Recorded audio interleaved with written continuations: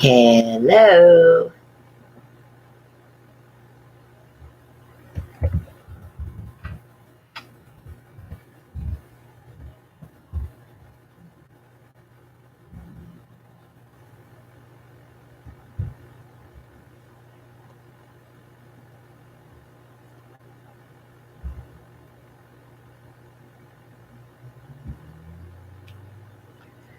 Ah, Lord.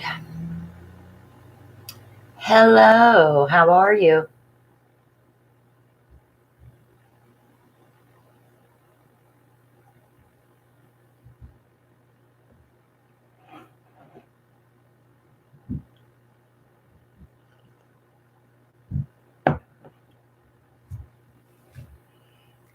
Hello.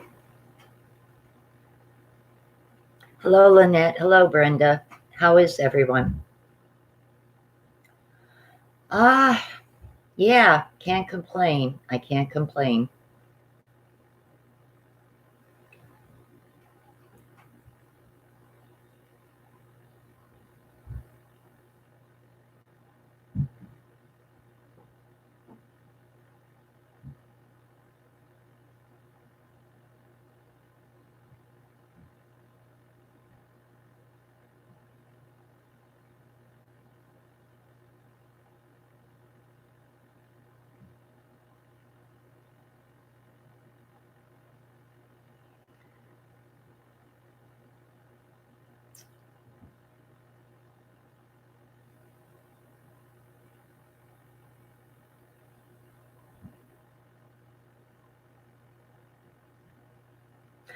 Hi, Tina. You're going to grab a beer. Oh, goodness.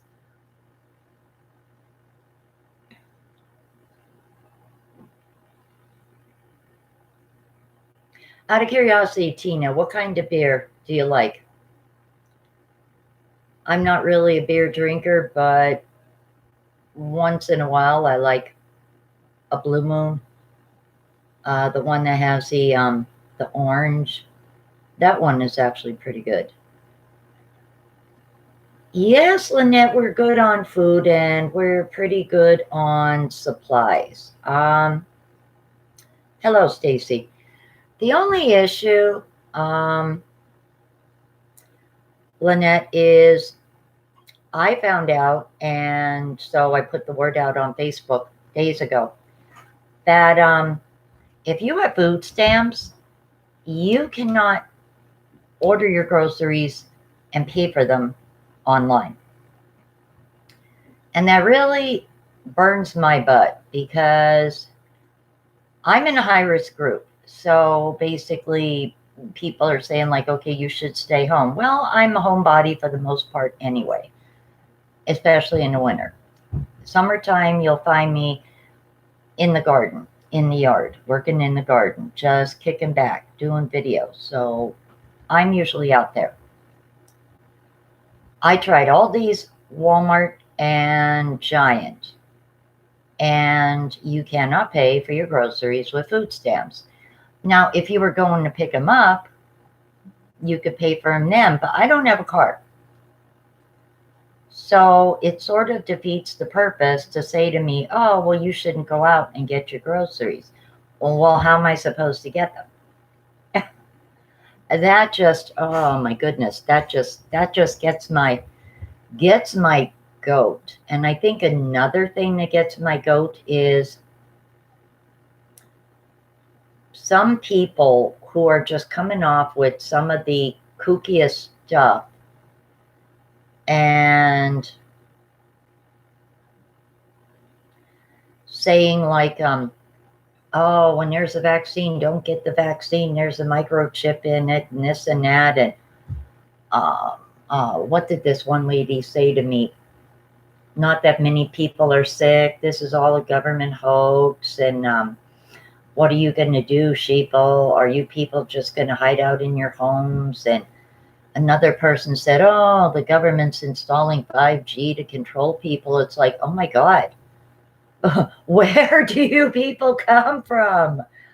Oh my God, where do people come from? I just don't know. It must be something in their water. It has to be, or they were dropped on their head when they were little, or I don't know. Swan. Oh, you know what? They actually do deliver, Brenda. Thank you for mentioning that. Yes, you're right. They do. They do deliver. I actually knew someone who used to get groceries from them.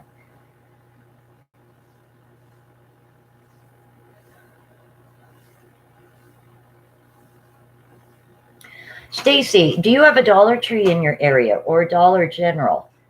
The Dollar General by me, which is a few blocks away here in Hazleton, has been doing pretty good with the toilet paper. And when I was in Dollar Tree, after I got my blood work and my pneumonia shot, that little Dollar Tree had toilet paper in that too. I mean, they're only like small packs, a 4 roll, but I mean, you maybe in a pinch could go there. They have Scott, and they have some other brand too. Yeah, check Dollar Tree, Stacy. I know on my way they carry small packs of Scott. Um, I think you might have seen them in my one Dollar General Dollar Tree haul. They're small packs of Scott. There's like 4 in a roll. I mean, 4 rolls in a pack. Yeah, 4 in a roll. 4 rolls in a small pack. And they also have like some other brand, but they usually carry both of them. Yes, I agree. It is. It is. I was lucky that day that I stopped in Walmart and they actually had eggs. Now, when I stopped in Aldi's, they actually were pretty good. Now, I mean, like when I get my check, I could actually like go online and have things like extra milk and eggs and that delivered, which pretty much is the stuff that I normally would run out for anyway. But Dollar Tree, yes, Lynette, Dollar Tree, yeah.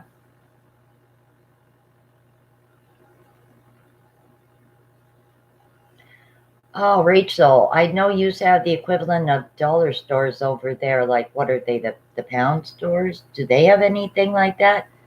Because thank goodness here in the US, the Dollar Trees actually are doing pretty good, keeping up with it. So maybe you could, check them out.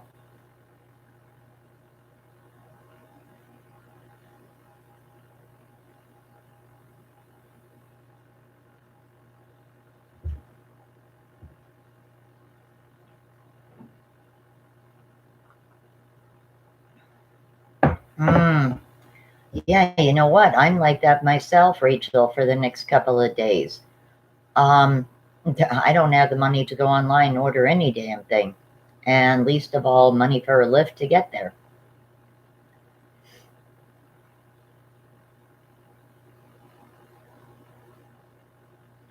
I really wish our weather here in PA would just make up its mind and stay nice so I could literally start like turning over and digging up the yard and everything. Hello, Audrey. Stacy, you know what? Oh my God, get me started on that issue about these checks. Well, first off, you got to figure this. The government gives with one hand and takes it back with the other. So if by some stroke people get something, they're going to pay for it down the road somehow, some way.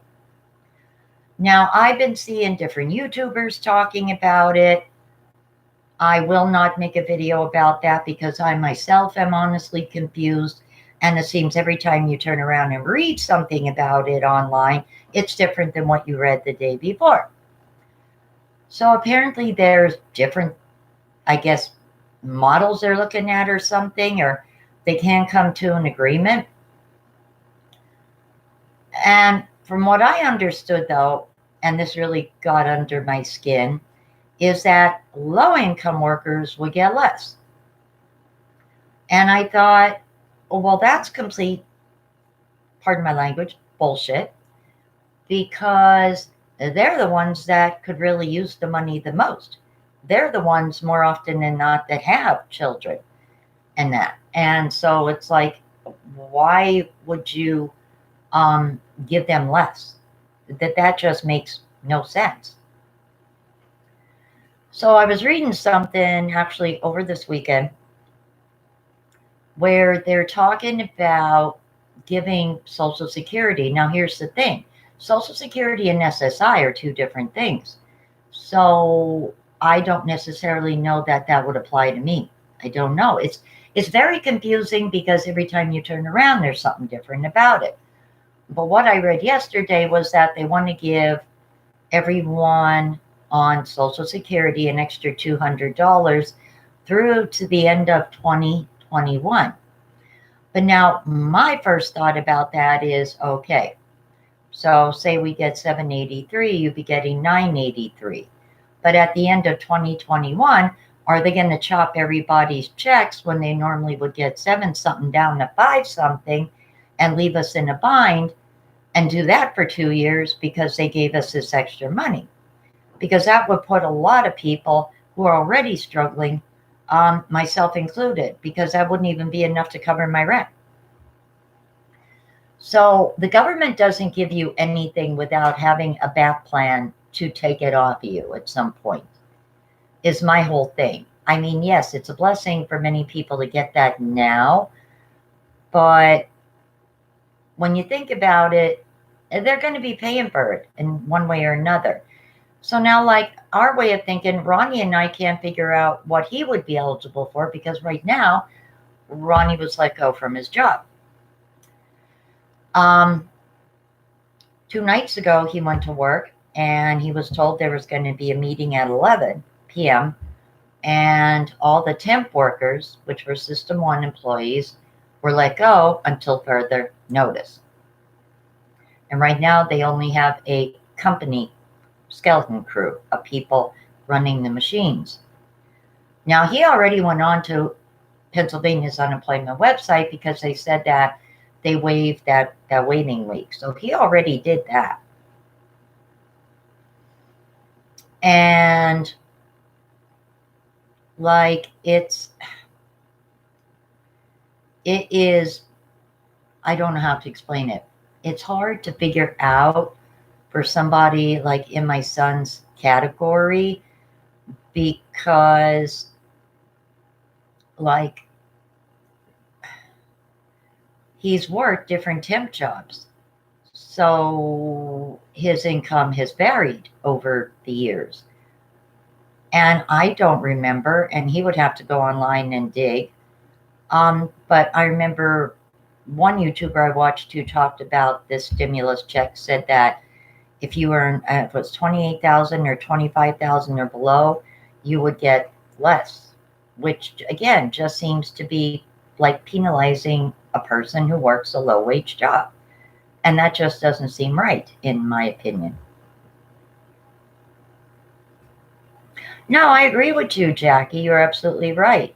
Working people do deserve more. Believe me, I am not in disagreement with you on that. I definitely agree with you on that. I was just talking about, honey, that I read something yesterday. It came up on my Bing that they're talking about giving folks on SSI and SSD an extra $200 a month through, I believe, the end of 2021. And as I said, okay, that would be good in a sense because like at least you could go online and buy your groceries and pay cash for them, worst case scenario, because as is right now with stamps, you can't unless you have a right to go pick them up. So yeah, it would help us out. But what I was saying is at the end of that time, we normally would get, well, I know in Pennsylvania, I get 783. So would they not be down to 583 for 2 years to get that $200 back a month? I just cannot see the government giving anyone anything and not having a plan to get it back down the road. Oh, yes, I'm very worried about getting sick too. I do not like having to take public transportation. Um, but at least there's less people around, so I can sit in the back and not be around people, which is good. What I'm worried about is, hello, Jeannie. What I'm worried about is we have what's called a shared ride, and I have to take that for the next 2 weeks to finish getting the remaining shots in my knees, my gel one. And there is no way to social distance on them vans. Those seats are literally about this wide. And then on the other side of the aisle, they're about the same.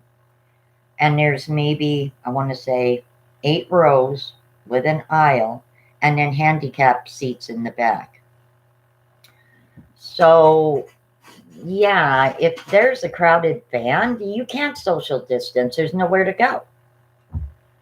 And I got to take that because my friend is getting over being very, very sick. And I don't even have the money right now to give her for gas, even if she wasn't sick. So, yeah, I don't really look forward to that. And then I think another thing that drives you crazy is if you touch a door handle. Well, you got to remember, like, if you have gloves on, okay, then if you touch your debit card or something, you're going to have to, you know clean that somehow when you get home. And it's just like so much stuff you got to think before you go out the damn door. If this doesn't cause people to have PTSD and extreme panic and anxiety, I don't know what in the hell is gonna. Well, I'm home a lot myself to begin with, Rachel, in the wintertime. I don't like cold weather, and I tend to stay home more and only go out when I have to. Now, summertime is different. I'd be out in the garden, I'd be out in the yard, so I will be outdoors more.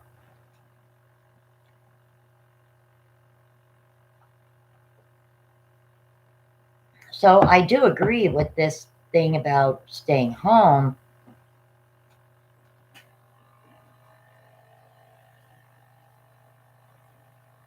Well, I'm sorry to say it, Rachel, and believe me, I'm not making light of either. I dealt with severe anxiety and panic many years ago in my 30s. Where it came from, I have no idea. And I went through forced withdrawal from a medication because of insurance paperwork, and it was a nightmare. It destroyed 3 years of my life, anxiety and panic. So I don't know how so far I'm managing to not have a major panic attack. Nervous? Yes, yes, very. But like so far, I don't know. I've been able to hold it together, but I don't know. It's crazy. Yeah, no, I agree with you, Judy. That is true. I just like there was a girl that commented on my one video, and she sent me a link to this guy that has a YouTube channel. I don't know, George something. And just by reading some of the comments on this live stream, I thought, oh, great, here we go. Flat Earth conspiracy theorists, this and that. And these people are, oh my God, talking about microchips and 5G. And every 100 years, there's a purge and this and that. And some illness comes along and, kills people. And okay, maybe something like that does naturally happen. But then again, maybe that is, I hate to say it, but maybe that is just, I don't know, nature's way of handling something. One only knows. We don't know. But some of the goofiest things this lady was saying to me that I don't even know if she's a subscriber or not. And I had to block her because she just like, I asked her, where do you live? Because she said, there's nothing changed where I'm living. There's nothing has changed. So what are you talking about? People are sick and being quarantined and this and that. She was like, I'm not seeing that where I live. So I'm thinking she's got to be in either maybe Idaho, Kansas, Wyoming. I know there was like 7 states that don't have any kind of like shelter in place or lockdown things, any kind of provisions like that yet. So she's got to be in one of these states. And I thought, okay, but just because your state didn't do it, or maybe you don't have a high rate of infection, does not mean it's not there. I still firmly believe this was here in the US long before the beginning of this year. I would even go out on a limb and say that this was probably here in the US before Christmas, maybe even before December.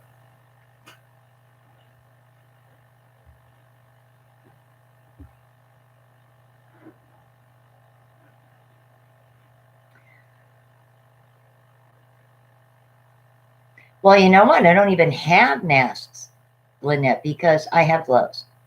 One of my subs sent me and my son 2 boxes of gloves, which was really, really sweet of her. So we have gloves, but you can't get the masks around anywhere. So I have bandanas.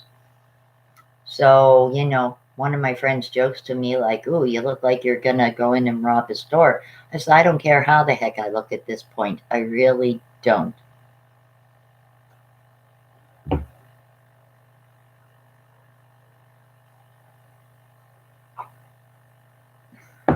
No, you're quite right. We can escape it, but I'm honestly in no hurry to get there. I do know, I mean, like, yeah, we can't, cheat it, but that doesn't mean we need to be careless and rush the process along, shall we say. I basically want to, um, I basically want to be here for a while. A lot of things I didn't get to do yet. So, yeah, I'm in no rush. Trust me. It is stressful. It is very stressful.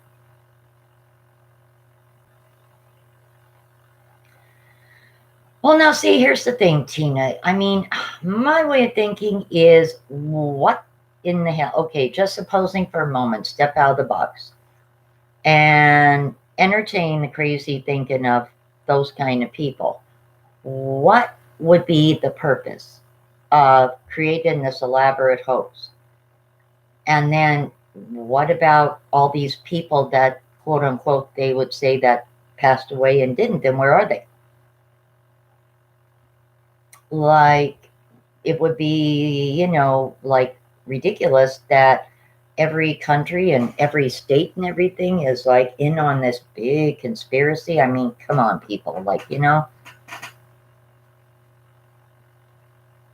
I mean, I'm sorry. I do believe it is to it. There is something to it. 2 days ago, finally, someone in my town in Hazelton tested positive for it. Now, that's not a comforting thought, but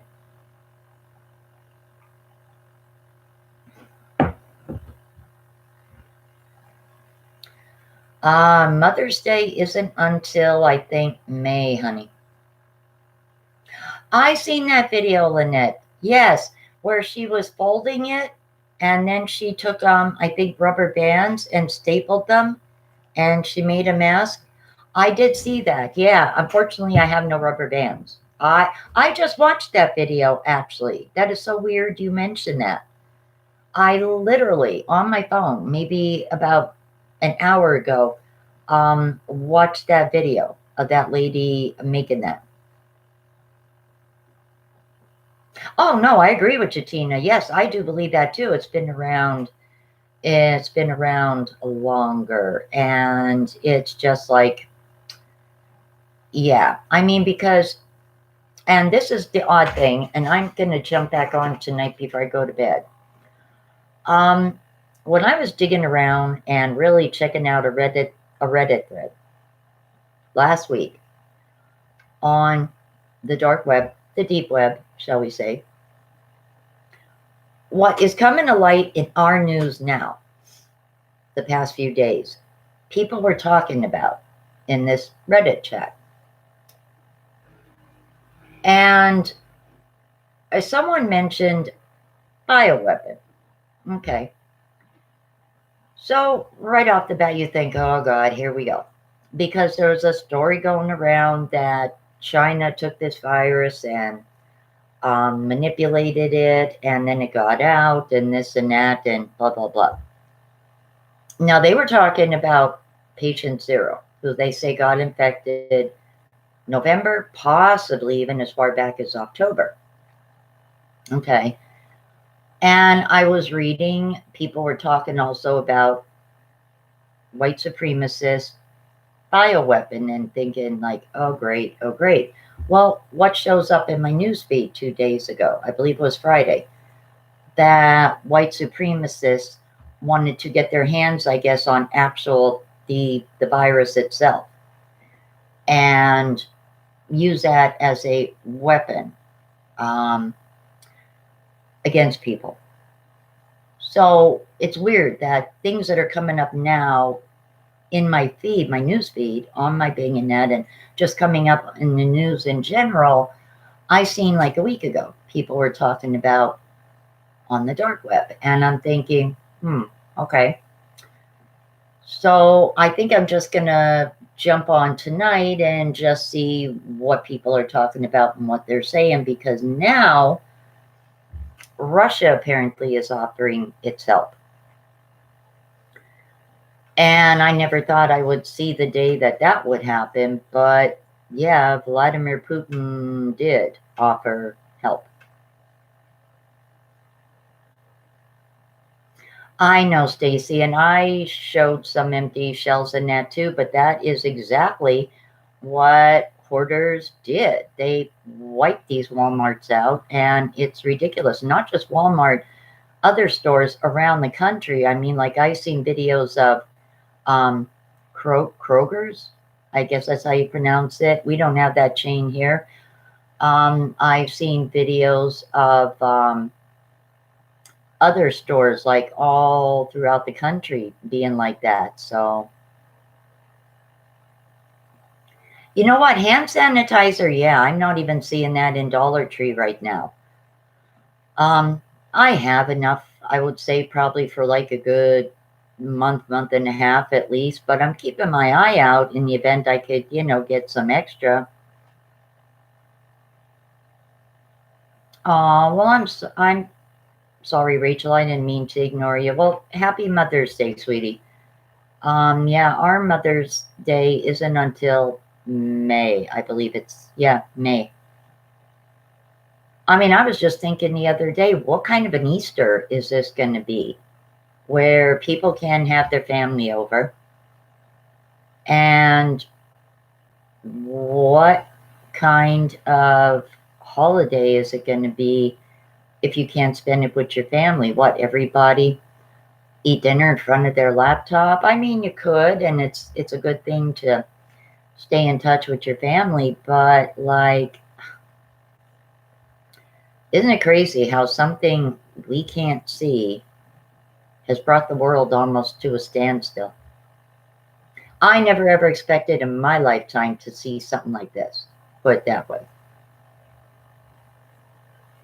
They're selling sanitizer for 13 pounds. Yeah, I know you can make it, Jeannie, with rubbing alcohol and aloe vera. I've seen a bunch of YouTubers do that, but where do you get the aloe vera? Like, I could get rubbing alcohol in Dollar General, but aloe vera usually is something I see more in the summer for like sunburns and things like that. I have not seen aloe vera since last year. I know some people did find it, but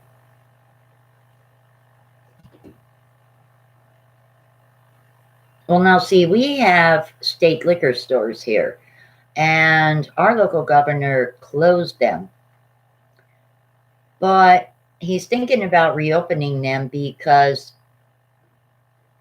alcohol addiction counselors pointed out to our governor that there is people who are alcoholics and that they will be hitting the hospitals going through alcohol withdrawal if they don't have alcohol. Now, you could go to Giant, and get alcohol, you could go to, we have like Pantry Quick, which is similar to like a Turkey Hill or a Sheetz. And Pantry Quick has a little side where they sell alcohol, but not like the hard liquor that a liquor store does. So I'm thinking the governor may reopen the liquor stores. I mean, because worst case scenario, you could also use that alcohol in a pinch. Yeah, I mean, like, I don't know. You try, one sec, Ronnie's rapping at the door. I got the key. Oh, jeez. Sorry. No, I said, oh, geez. No, I agree with you. Oh, you got the aloe vera on Amazon? Oh, wow. I'm going to have to check that out. Because there's a couple of YouTubers did videos of it, how to make it. So that's a good thing.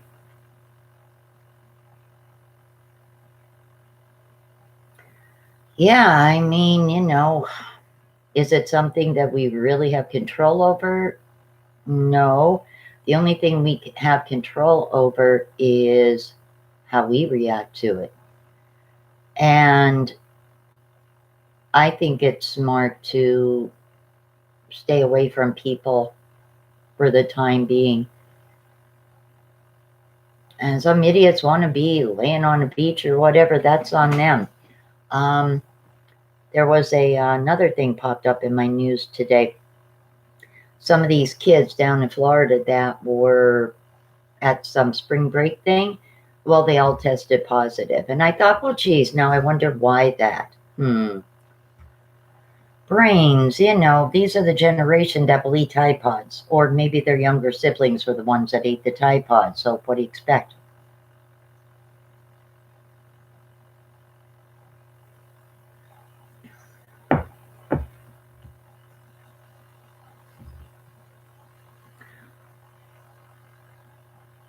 I will look on Amazon, Jeannie. Thank you, honey. Thank you. You know what? A lot of people have said, everybody is so focused on the virus that there's other things going on in the background.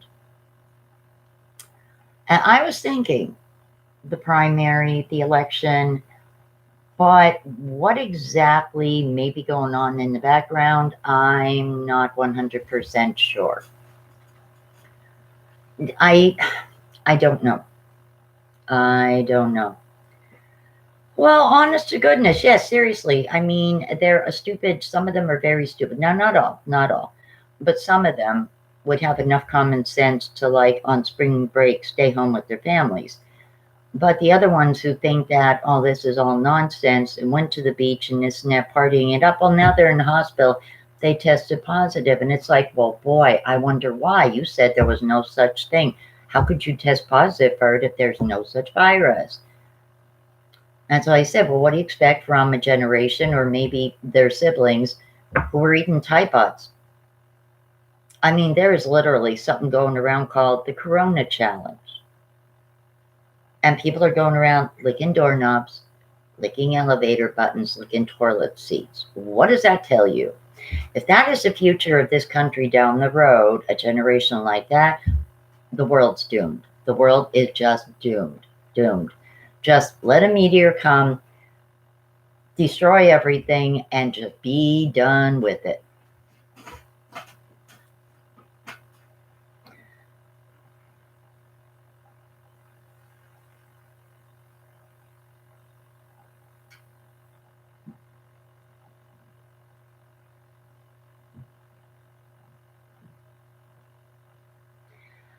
Well, yeah, to a point, Judy, but I mean, you know, people have cell phones, people have the internet. So, yeah, you could prevent people from going out for a beer or coffee and talking, but they could still talk on Facebook or Instagram or, you know, whatever. Uh,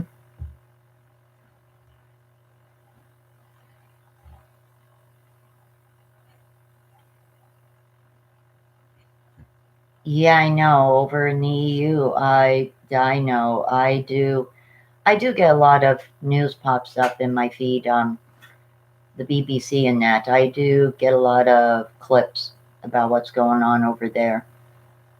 Um, Interestingly enough, Russia has a very small rate of infection.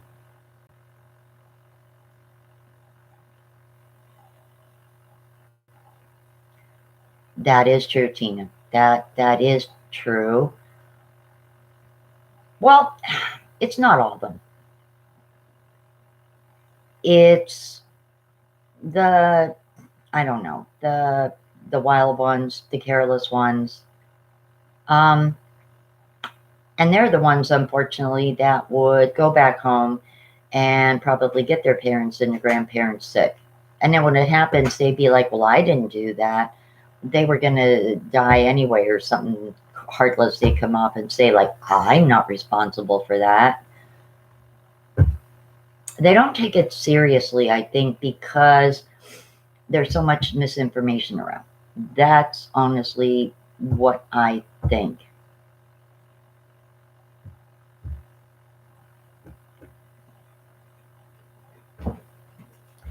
That's the problem. That, Hi, everybody. yeah, certain ones, they just don't seem to take it seriously. But here's the problem, a lot of the parents don't either. And it's like, well, you can't expect the kids to take it seriously if the parents are stupid enough to be like, yeah, go ahead, go to spring break, blah, blah, blah, this and that. So then if they come home sick and the parents get sick, then, it's like, well, parents are just as stupid as the kids. Okay, maybe a college age kid isn't going to listen to you, but the parents could have been assertive and been like, look, this is not a good time to travel. And if you insist on doing this, when spring break's over, you could stay somewhere else. You're not coming back to my house. I guess parents don't have any backbone. I don't know. Tina and Rachel said hello. Well, you wouldn't believe how many people I've blasted on Facebook over the last week because of that kind of stupidity. And like, I go, you know what? I go, come November, I go, just don't even bother showing up at voting polls because these are irrelevant. These don't matter anymore. The rest of America that's sane will sit here and fix everything while you fucking, play around in your fucking corner of your fucking stupidity and fucking, throw temper tantrums and just fucking suckle your thumbs.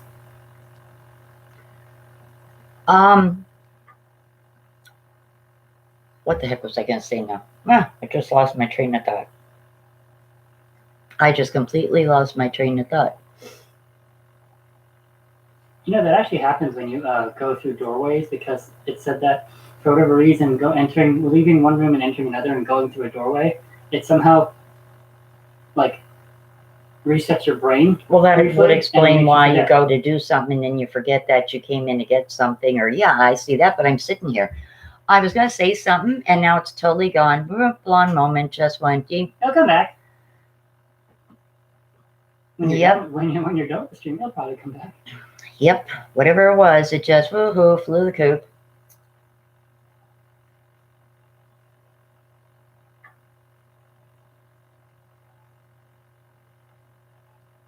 I can't blame memory issues on Corona, though, Judy, because unfortunately, one, look at my hair color.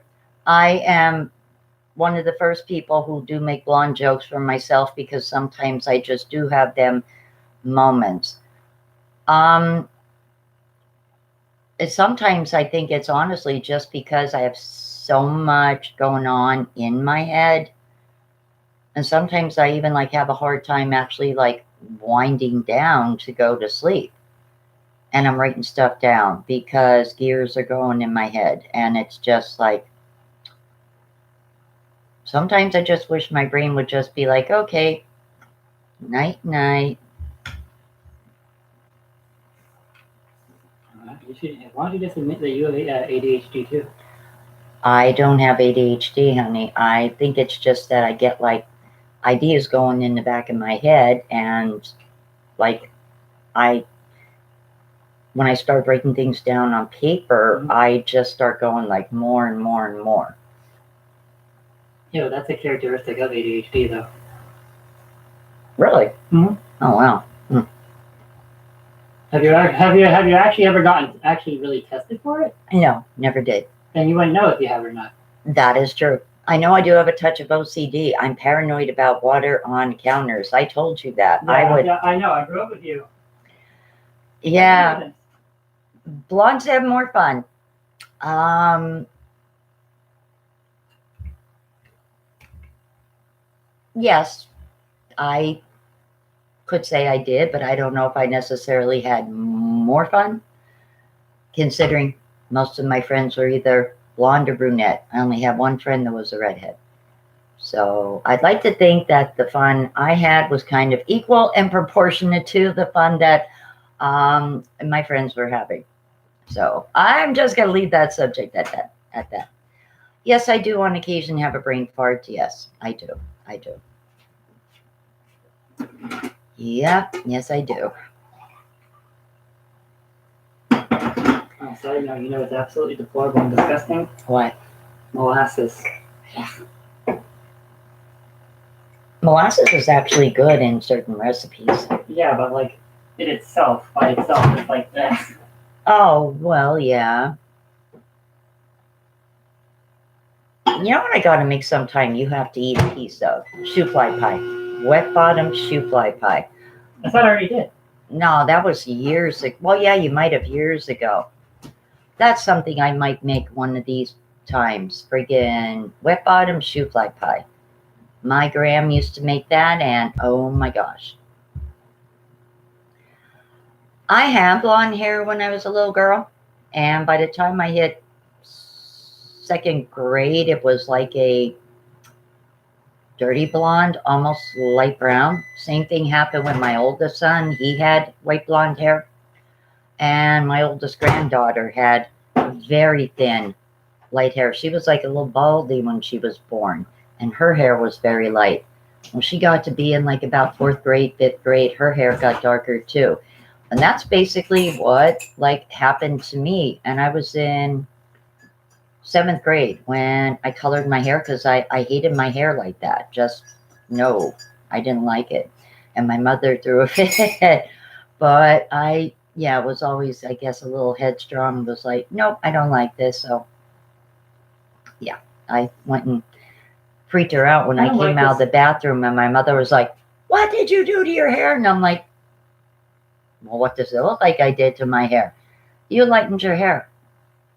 Yeah, I did, Mom.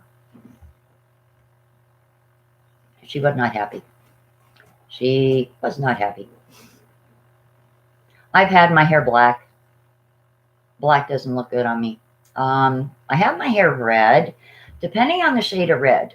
Like a darker red, sort of like a burgundy or that, looks better on me than like a coppery kind of red, because I've had my hair red too. But black, absolutely, no, no, no, no, no.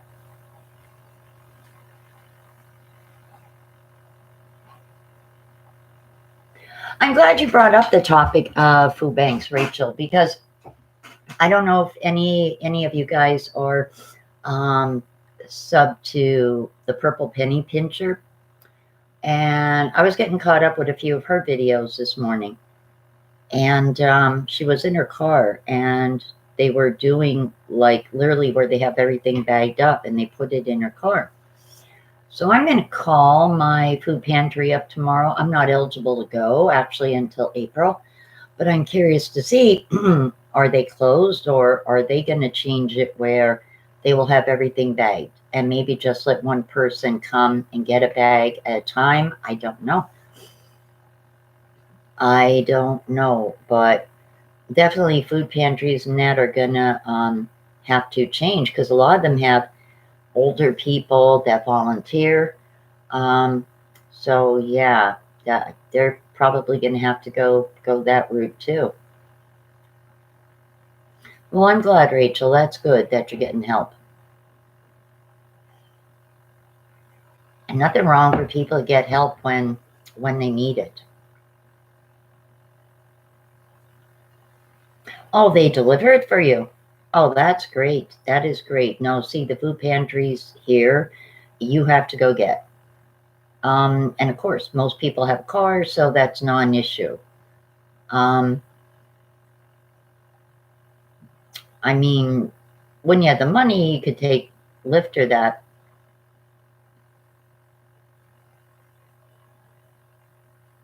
Yeah, yeah.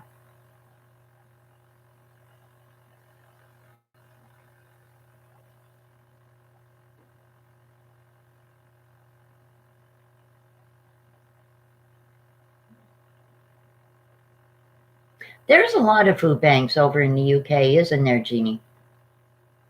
I watched a lot of videos, I want to say beginning of the winter, about the system that you guys have over there with the Universal Credit and that. And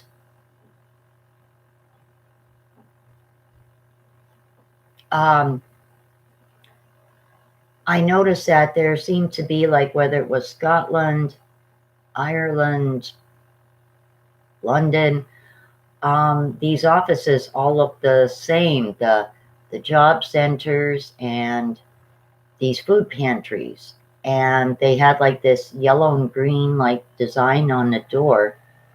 And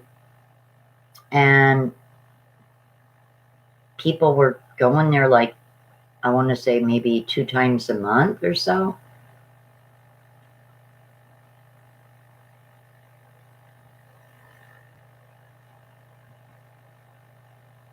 Well, that Dr. Fauci, he says it's going to be longer, he thinks, than 2 months, to be honest. I mean, if you think about it, China is still, parts of China, I believe, are still under quarantine. Now, the past few days, they haven't had any new infections. And I guess they're waiting for the rate to start dropping. And when it's dropped significantly is probably when they will lift quarantine. But those people were starving because they couldn't even go to the store. And then when everything hit our news media, the government tried to make it look good and started bringing around like boxes of food to families and that. And people were yelling at them and cursing them from balconies and everything. And like just basically calling them liars and, you know, everything not human. And basically just like because they were saying that they fed these people while they were in quarantine. No, they weren't. No, they were not.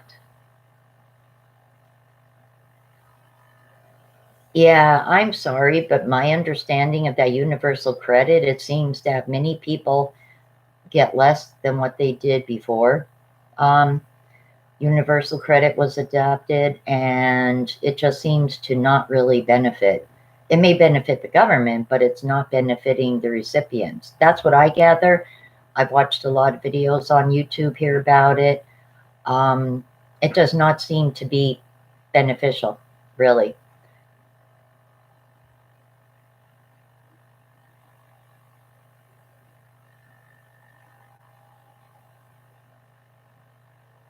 So now I'm curious of something here. So like here in America, we have food stamps.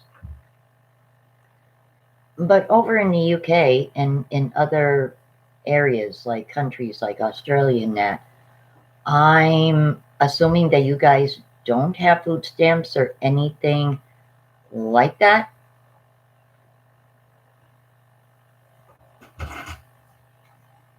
So if you get like a housing allowance and this and that, and the tax credit and everything, they don't give you like any kind of help with food, like food stamps per se, or like cash towards food. Because at least here in the US, we have that. Wow, that's crazy. Then that explains why there's so many food pantries over there. Well, where do they get all the food then?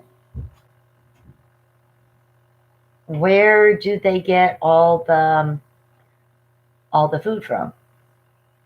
Because it seems to me it's like this this chain or organization of like food pantries that you guys have over there. So where do they get all that food?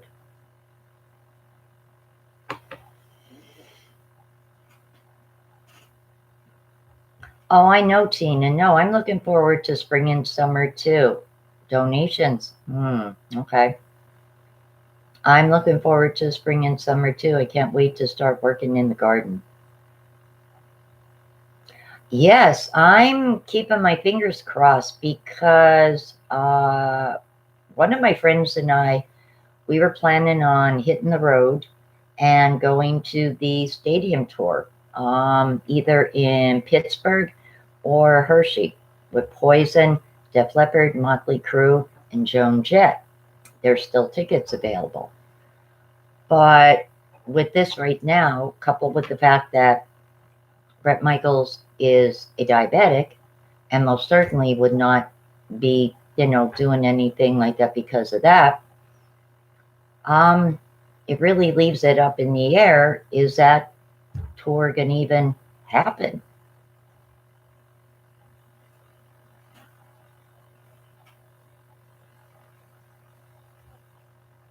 And then Kiss was going to be performing in Atlantic City in August also. And again, everything is like up in the air, like you don't know. Take care, Stacy. I hope to talk to you again soon.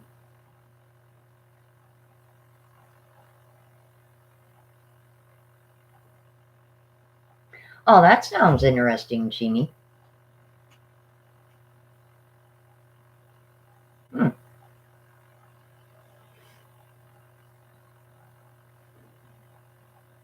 That sounds very interesting. Huh. Well, see, and you guys have even a harder system to survive on than, I mean, I guess in a way I could say than we do. I don't know. I guess in a way it's a trade-off. Like you have a housing allowance. We don't get that here in the US. There is like government housing that has such a long waiting list, or Section 8, which only has like apps for like 1 or 2 days a year, or the Section 8 vouchers, but otherwise people pay regular rent. So I guess it's a trade-off in a way. We have the food stamps, but you guys have like a housing benefit. But from what I've seen, that doesn't even seem to help folks out a lot either because of the utilities. I mean, I've watched videos where people like went into like a little convenience store and were paying on like their gas and everything, and it's like, wow. Is there no homes or that over there that have any of the utilities included? Because at least here in the US, I mean, they're a little harder to come by now, but there was a time where like your water would be included, your electric would be included. All you had to do was pay rent. So is that different overseas? So is that standard for like all over there? Like not one landlord pays for any of the utilities?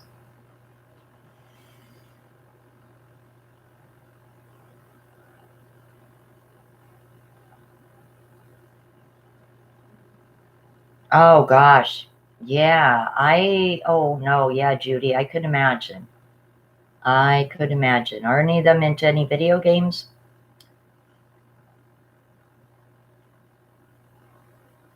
Wow.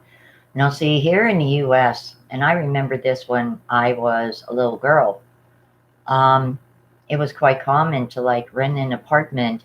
You didn't even need a security deposit. And literally, you were able to just like move in. You didn't have to worry about your light. You didn't have to worry about your heat. You didn't have to worry about your water. As the taxes and everything went up in that, landlords started like not supplying all of that. And there are times that it is really, really hard, especially in the winter. paying for your darn heat. Especially if you're living in an older place that's drafty, doesn't have insurance, your heat's just going like out the window. That's crazy. Yeah, I mean, like as is now, my apartment here, we pay for our own electric. Our water is included and our heat is included.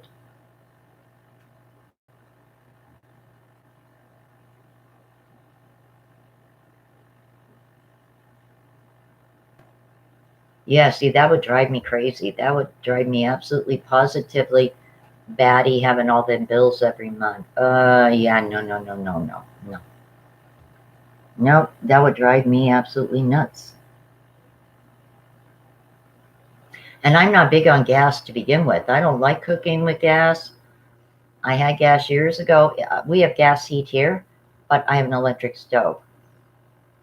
I don't like cooking with gas. I don't know. I'm just so used to using electric. I prefer baking with electric. I had gas in the past, and I don't know. To me, it always seemed like my food was dried. I don't know. That's just me, though. And I definitely don't like them older stoves where you had the pilot light and had to light that damn thing. Like, I almost blew my arm off when I was pregnant with my oldest son with that nonsense. And I was terrified to light my stove. My next door neighbor years ago used to come over and light it for me because after my arm literally was on fire for a moment, I was like, nope, nope, nope, nope. I just, no, no, no, no, no. So I don't care for gas stoves. I wouldn't use gas dryers or washers. They have a tendency to catch on fire. Yeah. I mean, gas heat is good, but to cook and to do laundry, no, no, no, no.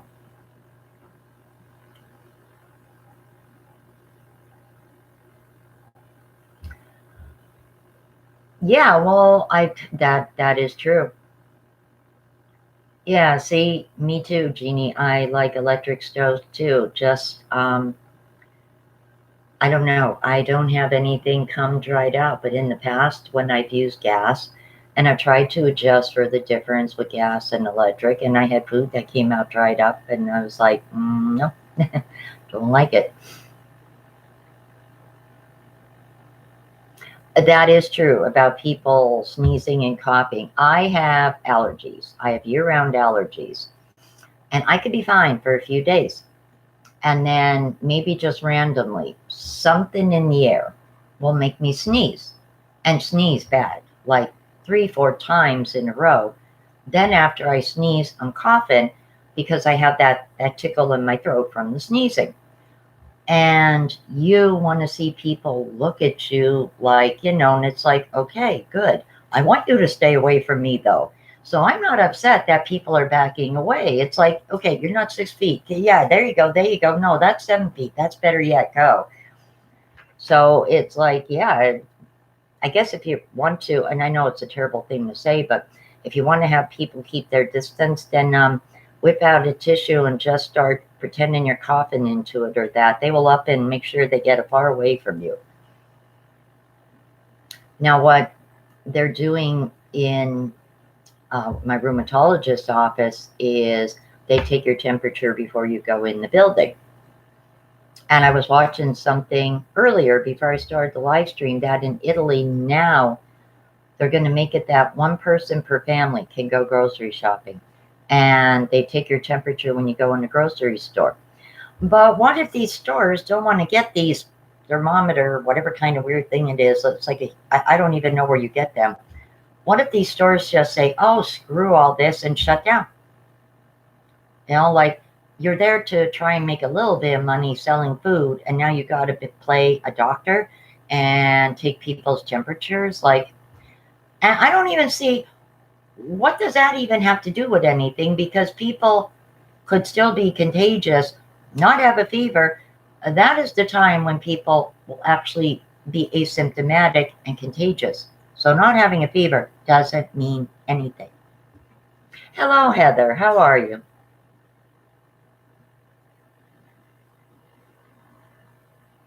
What do I do in the evenings? Well, I like to play online games. I love my Dark Parable games. Um, there's actually 3 new ones, so I'm very, very behind in playing them. Next week, I might actually buy a new one for myself and download it. I'm gonna try to like get caught up with some other ones that I'm not quite done playing. Last night, Ronnie and I were playing Luxury Ball for a little bit. I watch movies. I do a little reading here and there too. Um,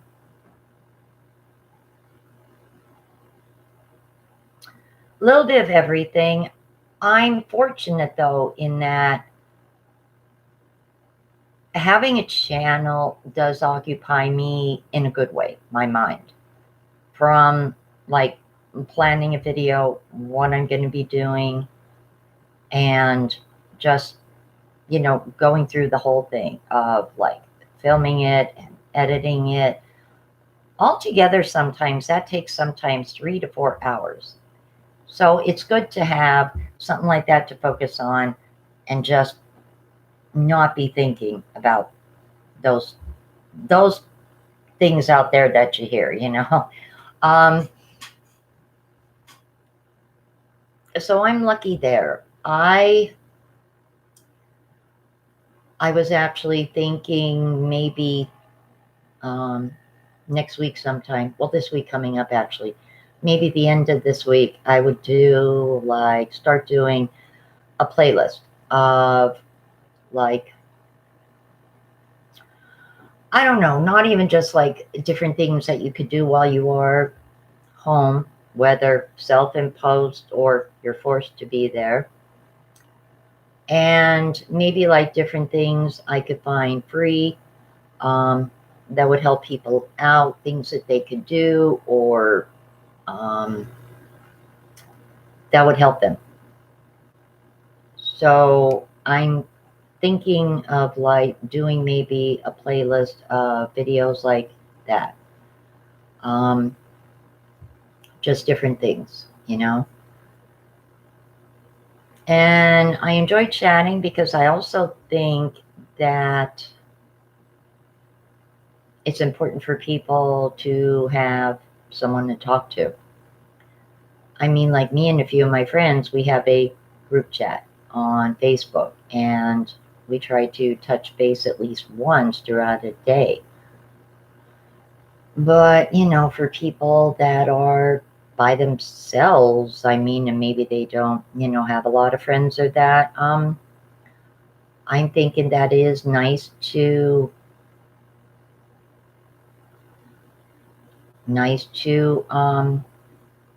have someone to talk to.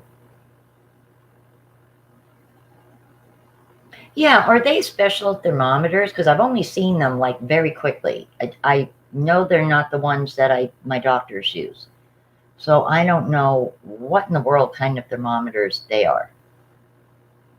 Oh, so now you have a lockdown. Ay, ay, ay, ay, ay. Oreo and Feisty are doing really, really good. Very good. I'm hoping, um, as I said, with my friend being sick and getting over being sick, I'm hoping to, I want to say, this week coming up, maybe get him out to get that blood work done that I wasn't able to get done with him. I would have to take a lift though, for him to get it done. But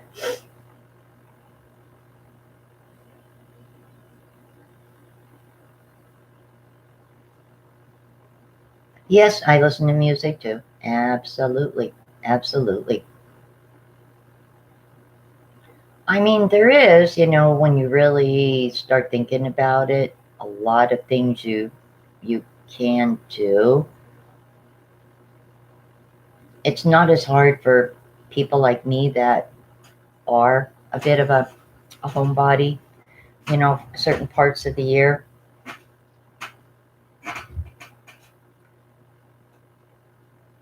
A digital library, just any library in the state. Well, I don't even know if my local library is open. I would bet that they're probably not. That's an interesting idea. I didn't even think when I was out to walk up there and see if it was open. My library probably has that too. I would bet my library probably has that too, Heather. You know what? Thank you for mentioning something like that. I'm gonna have to look into that because now you have me curious about that.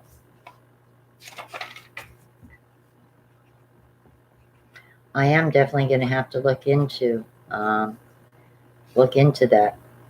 But I would imagine that my library would have something similar. Um, I don't know about like audio downloads though per se. I don't know. I'm going to have to look into that, but glad you mentioned that. That's definitely something I have to touch base. I actually have to see what my food pantry is going to be doing too with all these changes. Definitely, definitely going to be instituting some changes for sure.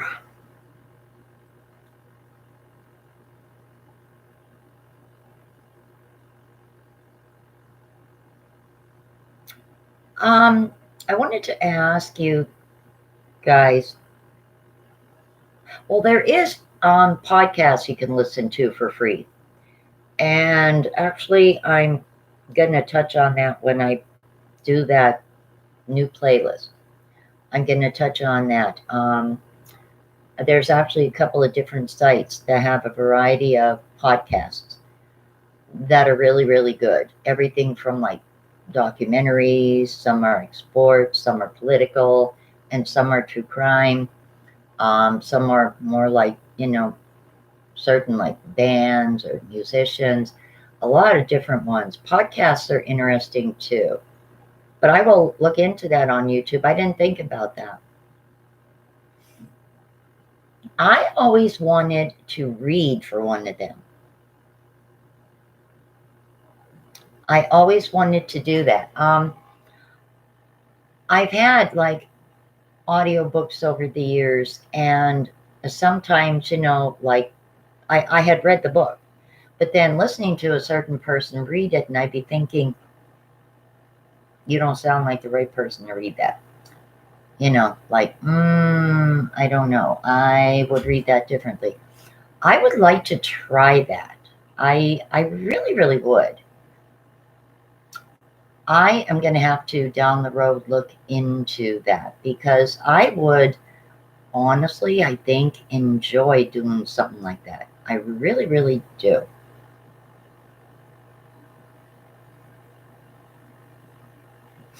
Is it? Ooh, I'm going to have to check it out. That is such a shame about him. Everything, going on with him. Parkinson's. But you know what? That man, oh my God, has led a crazy life. He really truly has. And if he ever decides to actually do like memoirs or a autobiography, I could tell you what, it would probably be the most risque damn thing. Seriously, because he is, yeah, he's led an interesting life. And I do like Ozzy. I like Ozzy a lot. Even back when he was with Black Sabbath. And I like Black Sabbath too. So, and Rainbow. Richie Blackmore and Rainbow. God, don't even get me started on music. I just like so much different music. I was lucky. I grew up with like my mother who liked the Beatles and the Doors and some Led Zeppelin.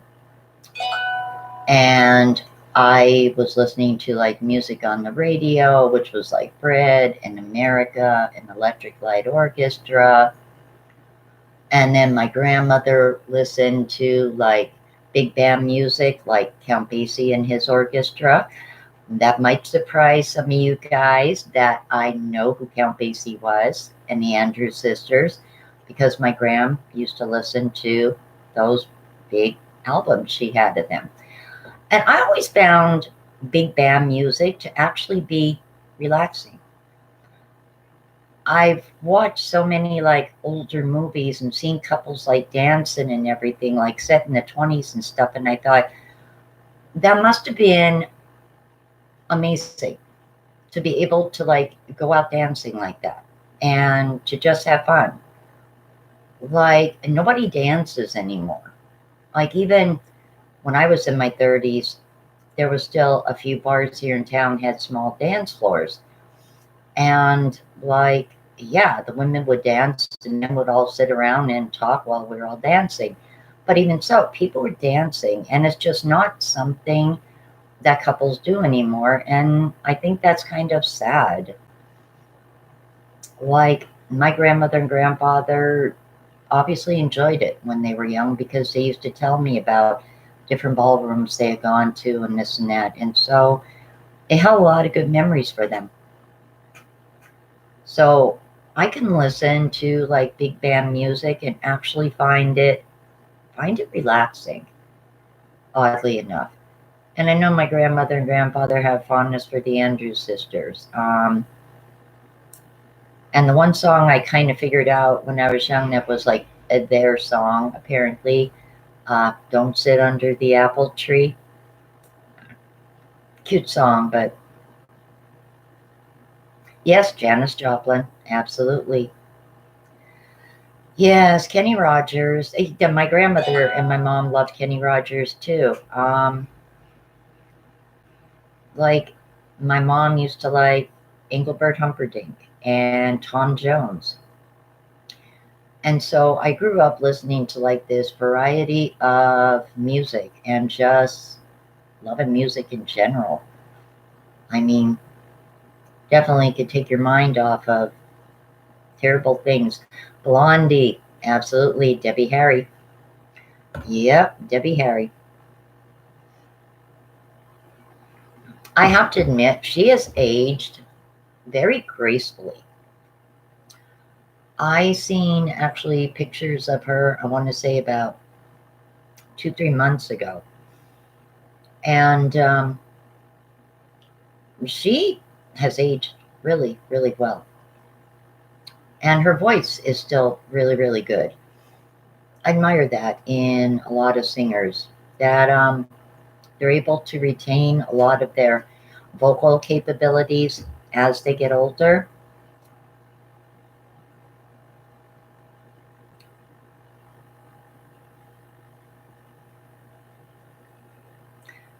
I adore Stevie Nicks and Fleetwood Mac. I'm a huge Fleetwood Mac fan. And my mom was big on Fleetwood Mac. So, like, yeah, there's just so much music. I don't really think there's a band that I don't like, honestly, to be honest. Um, Even if they were, not around for very long, I could probably think of a song or two that I like. I'm Now, oddly enough, yes, Bob Marley is good, but he is more reggae, and that's honestly just not a genre of music I actually listen to. My son Bobby used to listen to him more. Not that there's anything wrong with it. I'm just more a rock person and metal person. I can listen to it, but it's not my first choice, if you know what I'm saying. I just prefer like rock more is all I'm saying. But yes, Bob Marley is definitely he was um he was an original, and people like him and Jim Morrison and a lot of other musicians, like, they're original, and nobody can replace them when they're gone. People could try to be like them, but they're not them. I don't have that many pictures of me and my mother back in the day, Tina. What happened was, when I left Hazleton years ago to go up to Wolfsburg, which is about 25 minutes away from Hazleton, I paid a person, I thought was a friend, to store some of my bins. My ex was stalking me, and I couldn't take all this with me, so she didn't tell me that her attic was not strictly her attic. It was a community attic. And so months later, when I came back to Hazleton, I didn't get all my bins back. So literally all my scrapbooks gone.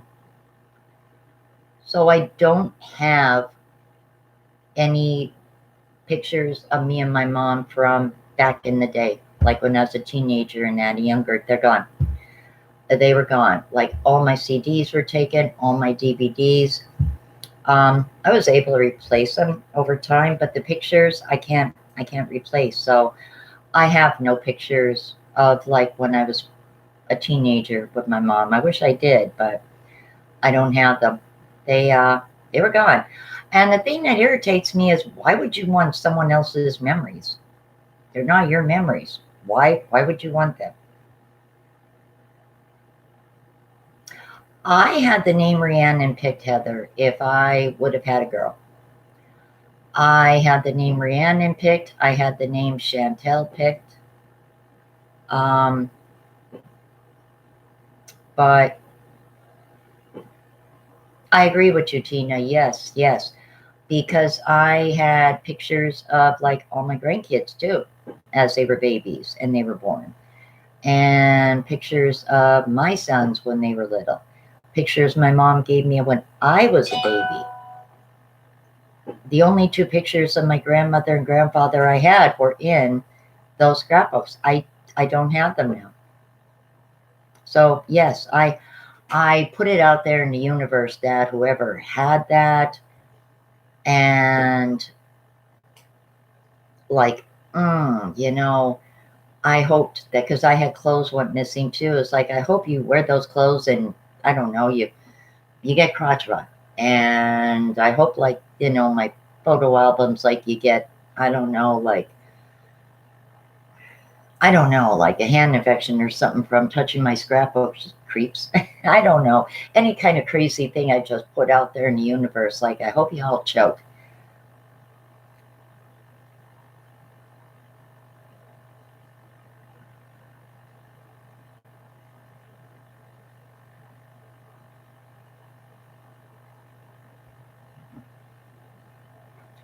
I would have been 12 years old when that happened. I'm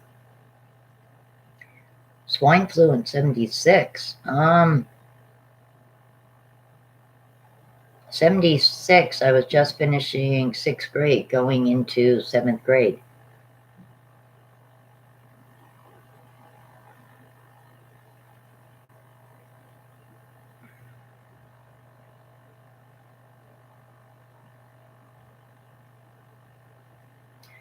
Well, I mean, like, I do understand there is a process to it, and it takes time. And yeah, you want to be sure that there's not going to be deadly side effects in that, and bad things happen to people who get the vaccine. So it does take time. There is a method to it and a process. But I think part of the problem is the US has not made any new antibiotics in years. And I think it's high time that they may want to. Because a lot of the antibiotics now, there's a lot of bugs that are resistant to them.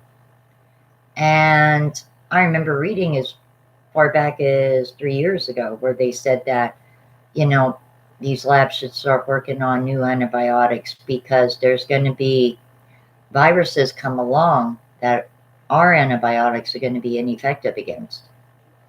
And that makes sense.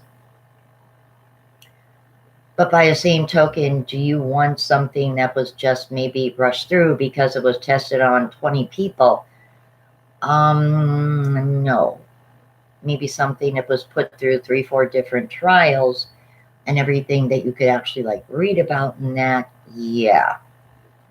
I guess, well, see, overseas it's different. China was treating people with different mixtures of things. And South Korea was doing the same. And I guess that the US wants to try it so that for like the people that are the sickest, at least, you know, for like them several days, I guess like while they're on a respirator or something, if these meds work, then they know that they would be getting better and they could get them off the respirators, you know, for another person to use them, I guess. I don't know. And that is also part of the problem, Heather. Yes, we became a country that imports and not a country that manufactures. And it's funny because just 2 years ago, my ex-boyfriend Tony, he's a vet, and he had said to me, you know, someday that's going to bite us in the ass. And I had said, why? And he had said, because someday we're going to need that ability to make things, and we don't do it anymore. So that does make sense. I like that. May my deceased relatives haunt you forever. I like that. I'm going to have to remember that. Yeah, something like that. Definitely. Like, yes.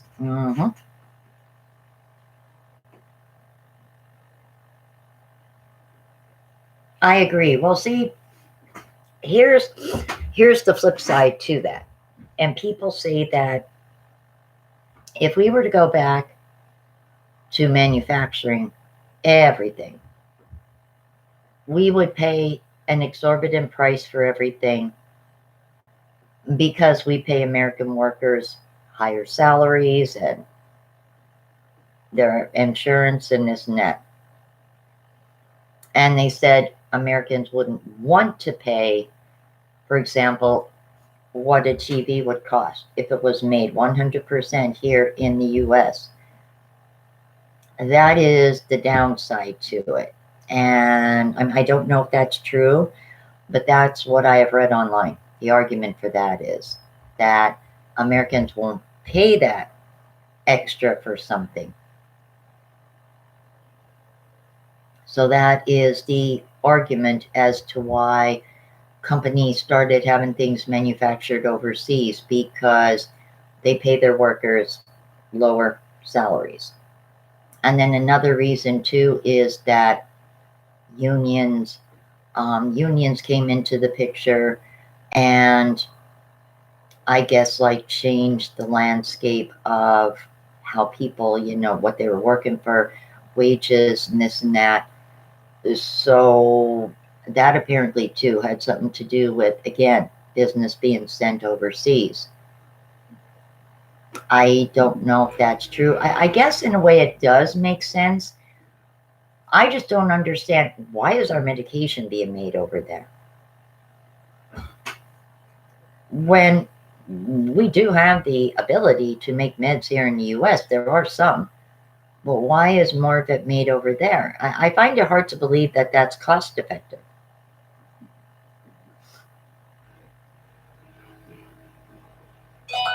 That would be nice, Tina, if somebody came across them, but it's been like 5 years. And I think this one witch still has them. I don't know, like I said, why you would want someone else's memories. I don't know. Maybe jealous. I don't know. Well, I still got all them pictures and memories and everything in my head, but just saying. It's pretty low that you're going to keep somebody's photo albums and scrapbooks. Like, I wouldn't do that to someone. So, I don't know.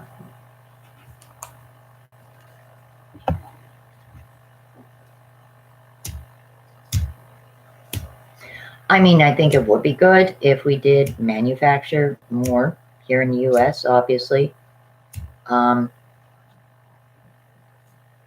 But from what I've been reading, like I said, online, it may not be now the way wages are and everything. It may not be cost effective to do so now. So I don't know. I don't know. That's a kind of a double-edged sword there, I think. But I definitely think our meds should be made here in the U.S. I just see no sense to having China make our meds. Just that, I don't know.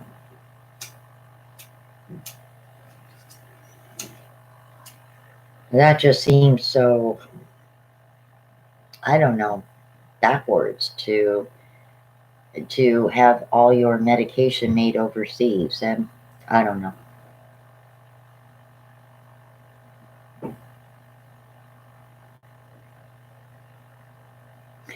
And no, you're right. That is true. We don't have to depend on others then if we were to make some things more for ourselves. That's absolutely correct. Very correct. I don't even understand when that all started phasing over. I guess I was young when that started happening. I want to say probably junior high, elementary, junior high, maybe when that started happening.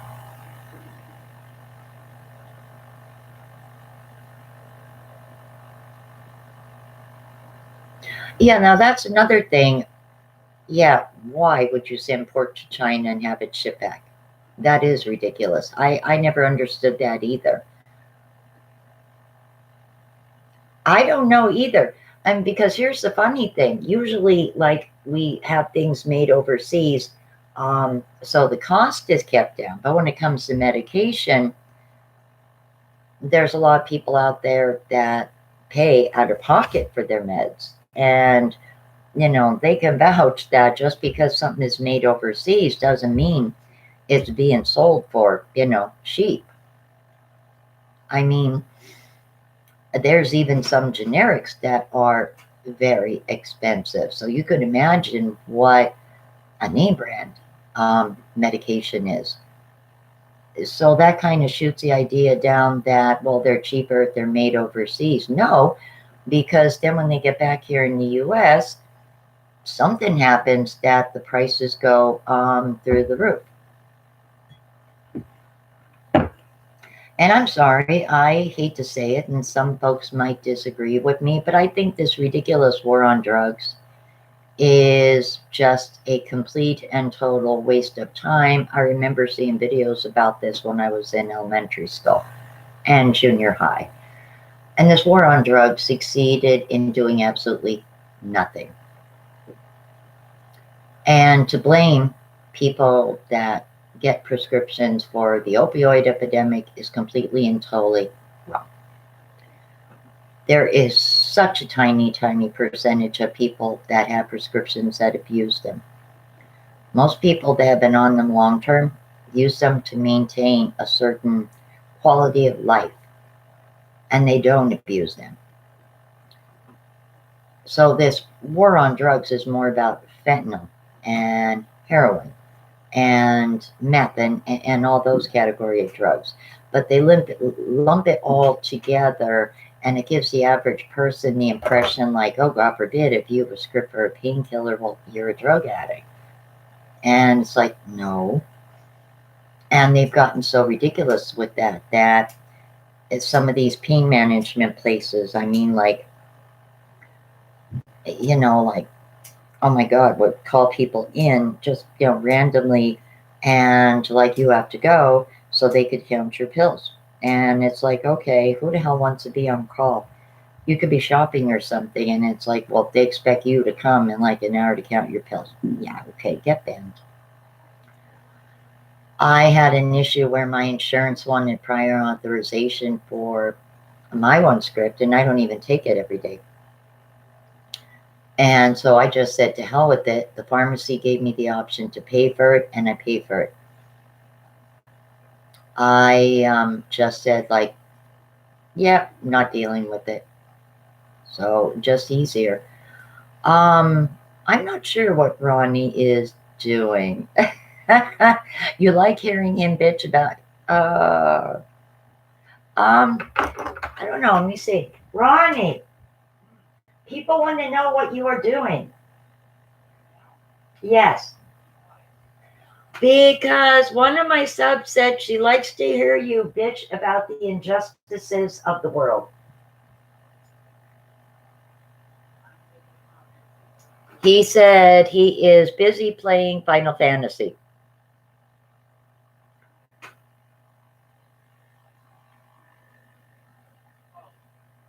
Final Fantasy, what, 12? Oh, Final Fantasy 12 he is playing. And he doesn't have the newer PlayStation either. He has a PlayStation 2. So we are like way in the dark ages there.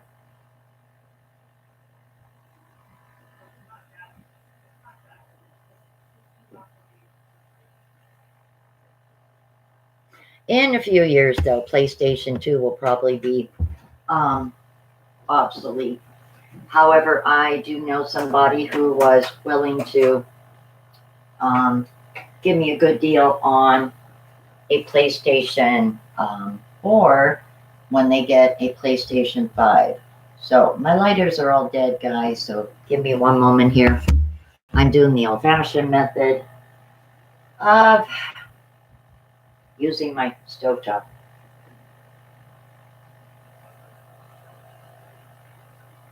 Da, da, da, da.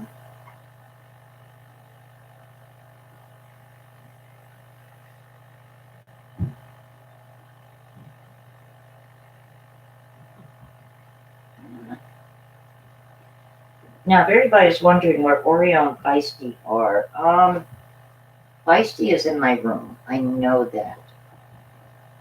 Ronnie, is Oreo with you? He's in my room then. So Oreo and Feisty are in my room, guys. Snoozing. And I'm glad that Oreo and Feisty are starting to lean. They're getting lean. Oreo, it's really noticeable. I'm really noticing it in him. Feisty, it's a little harder to tell with her because her fur is like a little thicker than Oreo's. But I was kind of like feeling her sides and that the other night, and I'm like, wow, yeah, you're thinning down too. So cutting their portion size and definitely cutting the amount of treats they get in the portion has helped a lot. My favorite board games, Monopoly was my number one all-time favorite game. Me and my kids and Ronnie's dad years ago, we used to play that. And oh my God, his dad was ruthless on that game. Oh, he would buy everything up. He was cold calculating and he was ruthless. He would whoop our butts on it. Yeah, Monopoly.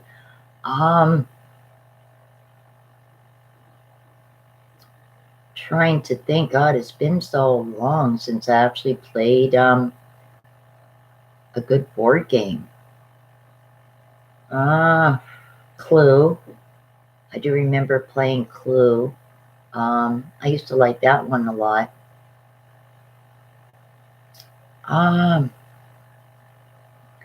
Again, like I said, it's been so long. Like, oh my God.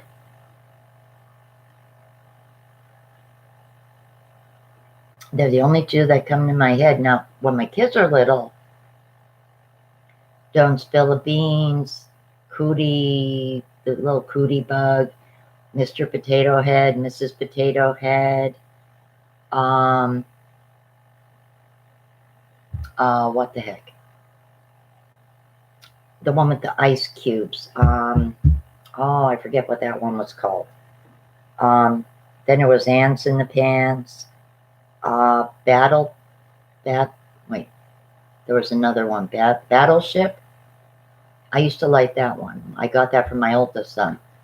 A lot of games. there was a game I had many years ago. And what happened to it after we moved after a fire, I don't know. It was a mummy, and it came with a record that you had to play, and the record would give you the directions of what to do with these stones and everything.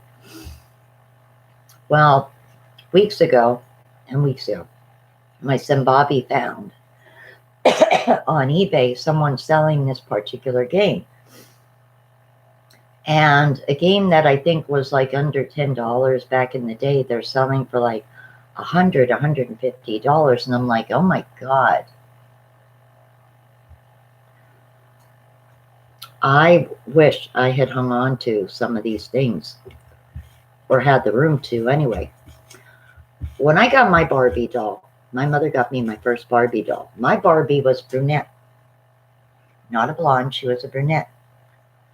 And when I was pregnant with Ronnie, my mother went and took my Barbie dolls, and I had 3 or 4 of them, bunch of clothes, some of which my grandmother and I made for them ourselves. I had a dollhouse that my grandfather had built for me, I used for my Barbies, and my gram helped me decorate that. And my mother turned around and sold all that on me and told me afterwards about it, and I was really mad. And I'm like, why? Why did you do that? How do you know I didn't want them back? Well, you don't have any girls. Well, what if I would have someday? You just robbed me the opportunity to pass them on to them if I ever do have a girl, which I didn't, but still. Candyland. Yes, Jackie. Candyland. Yeah, that was another one I used to play with my kids. Yep. Candyland. Absolutely. Old Maid.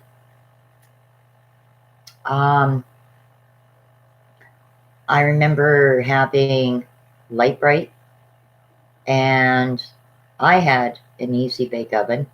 My kids had Light Bright. Etch-a-Sketch.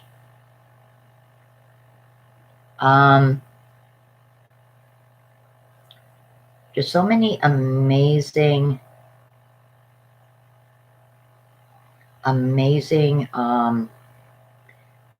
games. Hello, Joni.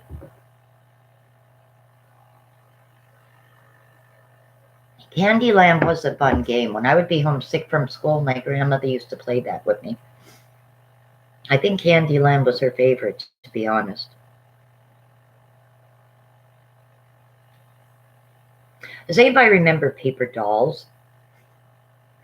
I used to love, absolutely love paper dolls. I had such a nice collection of all different ones. And I don't know where my gram used to get them for me. But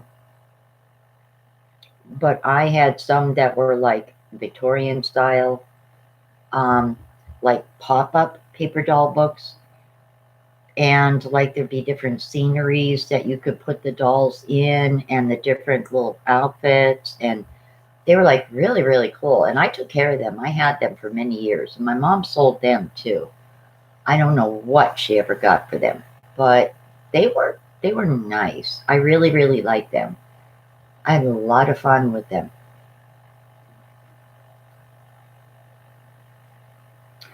I am from Hazleton, Pennsylvania, Joni. Tiffany Taylor dolls.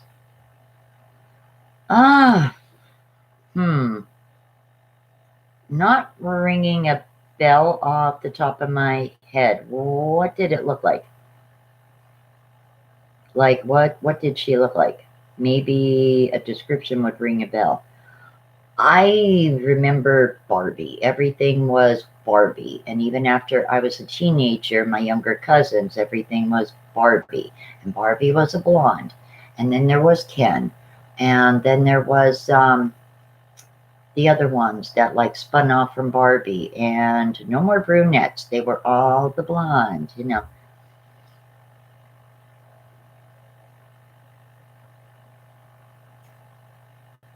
But I imagine my mom got a good buck for it, because because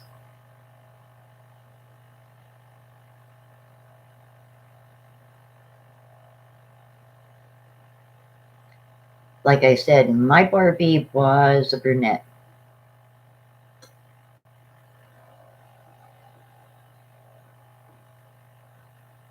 But yeah, Joni, I am from Pennsylvania.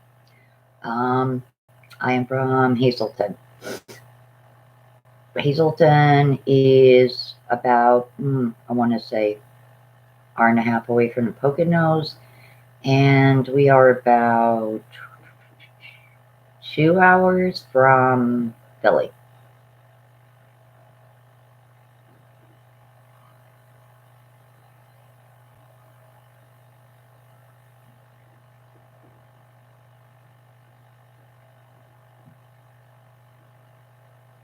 A larger size Barbie type doll with blonde hair, but you could turn her scalp and flip it around to. Oh my God, I don't think I ever had one of them dolls. No, no, I never had a Tiffany Taylor doll because I would definitely remember that. That sounds really cool. I don't know. I didn't have one of them. Now I had two different makeup heads. And the first one was a blonde. I don't remember the name of it, but I'm talking, it was like in a pink tray. It was like about this big. And like, the actual head and everything and all this makeup. Oh my God, tons. And I had a blast with that. That was a Christmas gift. And then I want to say maybe like a year or so after, for my birthday, my grandmother got me a smaller one. And that one wasn't so much with the makeup, it focused more on the hair.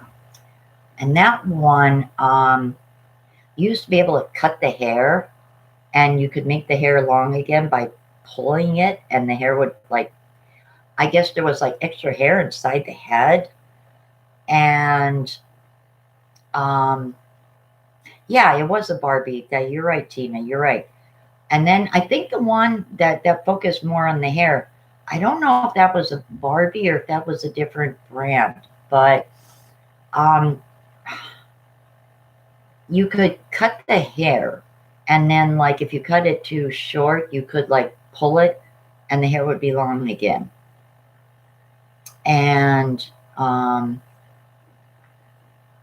there was like, I guess, a refill or something that you had to get and put up inside the darn head to make the hair so the hair could grow, so you could cut it and do things with it.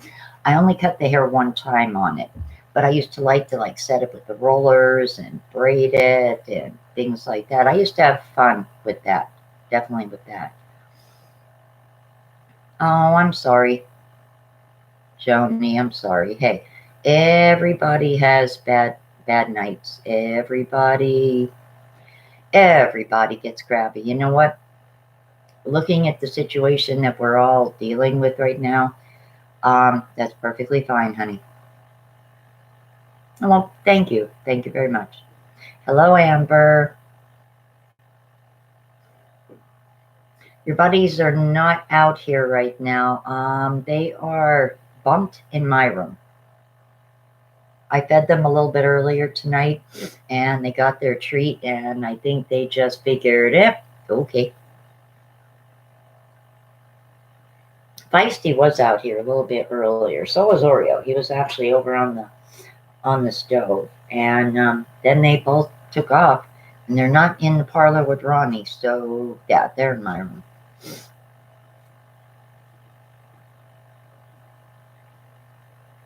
I was watching a video, Amber.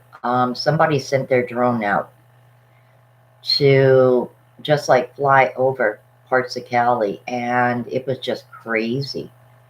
And I seen a video where somebody had their drone flying over Vegas, and I'm like, oh my God, it's like dead, empty, quiet, like no way.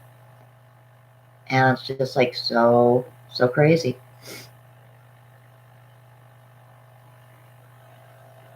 Absolutely crazy.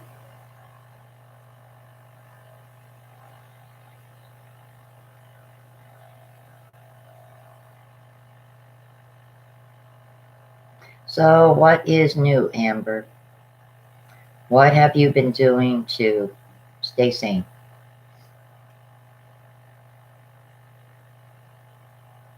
That's exactly what I said. I was watching last night I was watching a couple of people uploaded videos, different parts of Cali. They sent their drones out, and you see like empty streets, maybe like one car. And it was like, wow, just not what I'm used to seeing of Cali. Like when you see the, the interstate, the not interstate, but the highways and everything, like it's always packed. And to see like maybe one car is just like, wow. And then people are doing the same thing in Vegas, letting their drones out and uploading videos like that. And again, it's very eerie. It's just so bizarre. New York is very eerie. Times Square, totally, yeah, like, wow. Just, yeah, wow.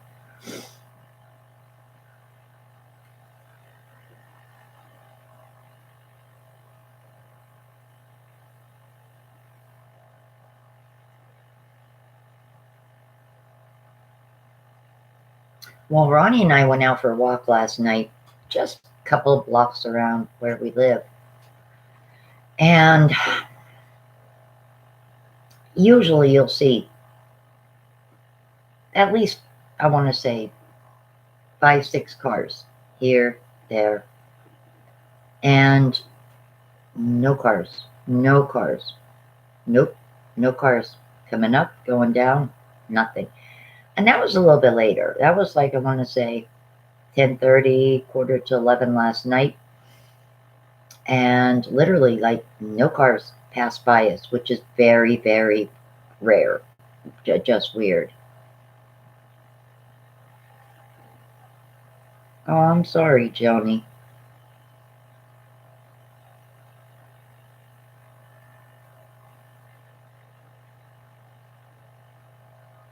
Would you like to talk about it?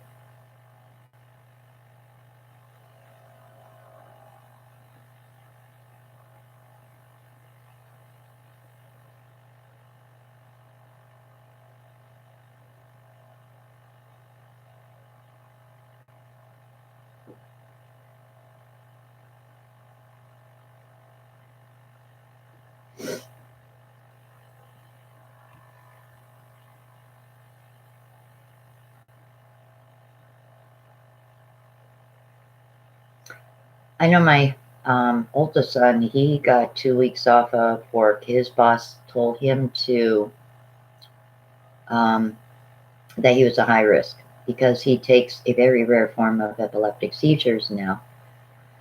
So he signed a paper for him approving him for the pay from Lowe's. And my son said he was just going to get caught up with projects he wanted to do around the house and everything. And I said to him, well, one of these times you need to, one of you or my granddaughter, someone, need to do a video chat so I could talk to my mom. Because the last time I actually talked to her and seen her was her birthday. And that was back in January. And the reason for that is because there was some tense moments with my son and the wife and things going on. And I didn't want to get caught up in any of that, kind of like their personal drama. So just when I was planning on going to see my mom, this happens. And it's like, really?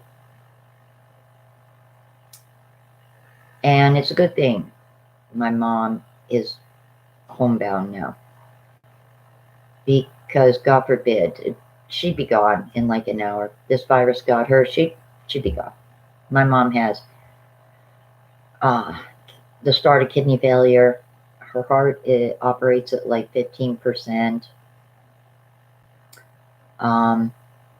She's not in good shape. And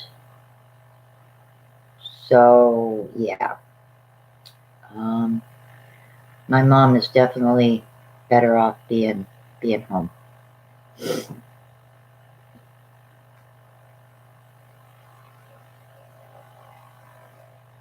I have a few friends that are still working at local companies around here who cannot get a straight answer out of their companies, like whether or not they have the option to leave for 2 weeks. And, like, part of the problem is employers are so ridiculous with this nonsensical point system and this and that. And people come to work sick. Now they say, oh, if you're sick, don't come to work. Yeah, well, maybe you should have made that a lot easier for people to do in the damn past. People, come to work sick because they're afraid of losing their job because of stupid point systems and everything. What the hell a point system? I I don't know. I thank God I didn't have to deal I don't have to deal with any of that nonsense. Oh, I'm very sorry, Joni. I am very, very sorry. Yeah, my mom is 80 and she would not know, definitely no. I am very sorry, Joni.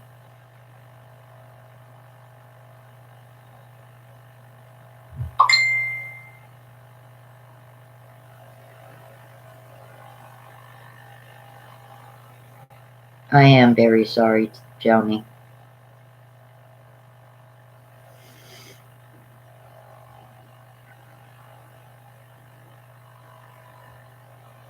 Well, one of my subs was telling me that where she lives in Myrtle Beach, um, there was two, I guess, Walmart workers that um, tested positive. And this local Walmart, I guess, doesn't quite know what to do, if they should, I guess, shut the whole Walmart down or what to do. I guess corporate's trying to figure out what's the best way to handle this. And it's like, well, did you really think that it wasn't going to hit your employees? Like, how unrealistic are you? Yeah, but this was in Myrtle Beach, Amber. And I thought, well, what about self-scan? And you know what's funny? You know what is funny? When self-scan first came out in our Giant years back, I used it a lot.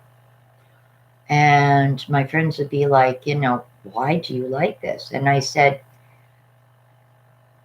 because if I'm in a hurry or I'm not feeling good or whatever, I can just, you know what I mean? I can get in, get out, boom, done. Well, fast forward to now, self-scans might be a way to go with stores with this virus, if you think about it. They could have a skeleton security crew with cameras on there so people don't obviously try to walk out. Maybe only have so many people in the store at a time and let them use a self-scan. Because basically, you're doing your own bagging, you're touching your bags, you're taking them with you. You're just scanning the things. Maybe somebody could, disinfect them or something every so often, but your actual touching things would be a minimum, a very, very minimum, that you could even just wear one glove on your hand for if you had to and take care of that. You wouldn't be around any clerks and they wouldn't be around you. So self-scan might actually be a way to work around this. I'm very sorry, Joni. My mom is 80 and she's still hanging in there. Yeah. I mean, like, you think about it, that would be a really good thing to do. The self-scan. And they may want to actually consider all these different stores using that. Like I said, they could maybe only allow so many people in the supermarket at one time. And maybe lock the doors or something till then people are done, then let another group in. They could have security maybe in a room somewhere watching the footage to be sure that people aren't stealing. You know, that person doesn't have to necessarily interact with the people shopping. That might actually be a way to go. Or maybe a store set up like Amazon to go, where people just grab the things and like it already has their card information in, and they I don't know if they register online or whatever, but a code or something, they get their stuff and just walk out the store. Family members who do not respect isolation. Well, first of all, if they want to come around your home and you are, social distancing, for you or people who live with you, and other family members don't respect that, you just got to basically tell them to stay the hell away until things are over. Tell them there is Skype, there is FaceTime for iPhones, there is Messenger video chat and Duo for Androids. If something is really important, somebody needs to talk to you or see you, they can see you that way.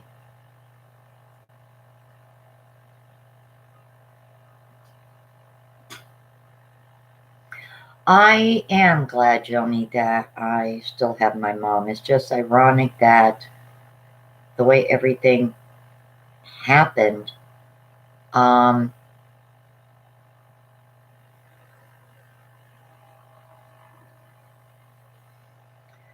like my mom lives with one of my older children, and there was just a lot going on, marital issues, so I stayed away, if you know what I mean. Not that my mom and I had issues or anything, but it's a very difficult situation.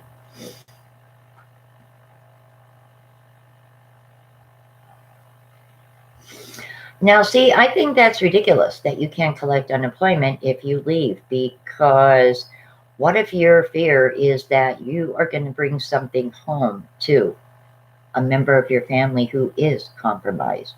Why is that not a valid reason to stay home from a job for 2 weeks?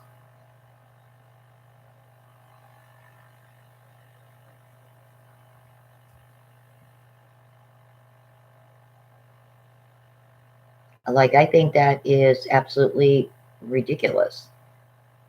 My one friend, she works for QVC, and she said, I failed to see how QVC is essential. She said, we don't sell food, we don't sell medication, we sell clothes, jewelry, some household, things like for the home, furniture, and that. How are we essential, she said. And she wants, in the worst way, for the job to shut down, because her fear is that she has asthma now. And I said to her, don't you guys even wear masks at work or anything? She said, no. Nope. And she said, we're not 6 feet apart from each other at work. She said, are you kidding? We are probably like about 2-3 feet apart. I'm like, wow. Well, a lot of people today, my governor was on at the same time tonight that Trump was on, within minutes of each other, actually. And a lot of people are bugging my governor, like, when are you going to, shut the factories down, the plants down? Like, they are not good, because people are working. There's no social distancing. There's no protective, gear. There's no mask. There's no, nothing. No gloves, nothing.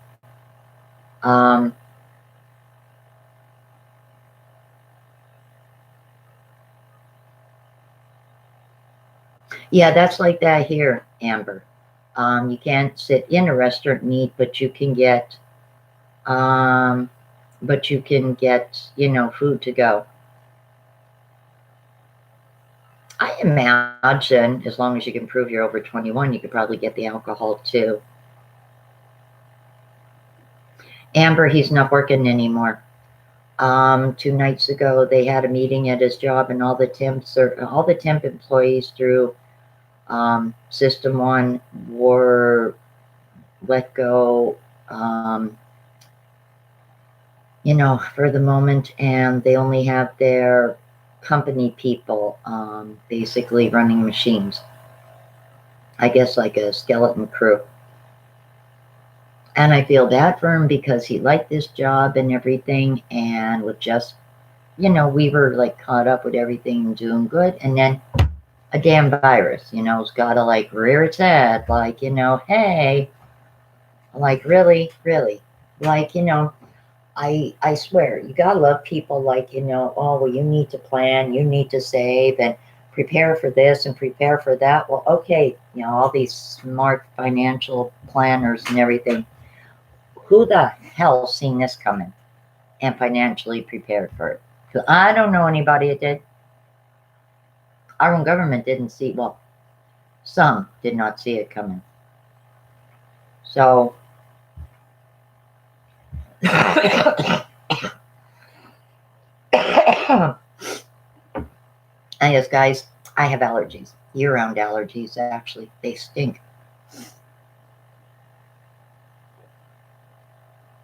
Yes, Tina. Because he was bummed out.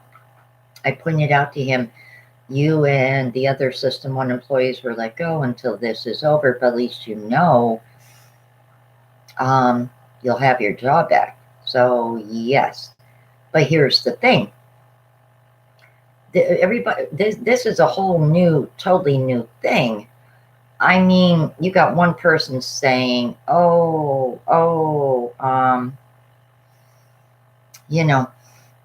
this will blow over, the weather changes and this and that. Okay, fine, maybe. But now I keep hearing about a second wave. And what they mean by a second wave is when flu symptoms start kicking in again, which is usually like in the fall, and comes the second wave. So maybe people that didn't get sick the first time might get hit with it that time. And that Dr. Fauci, he has said this could go on for months. My thing is, what in the hell is this country going to look like if nobody is working and life comes to a standstill? Like, what in the hell is this country going to look like? It's going to be crazy. Yes, Tina, he did. He did do that. Yeah, and they are waiving that waiting week thing. So yes, he did that. Now here's something interesting that I would love to find out. And when he goes to do it, he'll find out. He owed some money for student loans. So for the past couple of years, his tax return always gets taken. Well, they're extending the filing date till July. And something about student loans too right now. There was something I read about that. So I said to him, I wonder, just on a whim, if you might actually get your income tax return this year.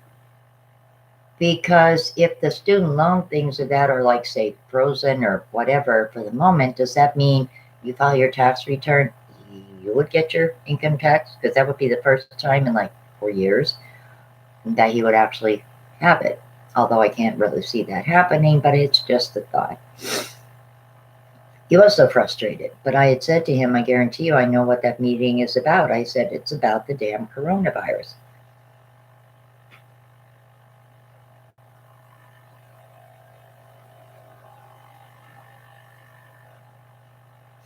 I'm not sure what you mean, Joni.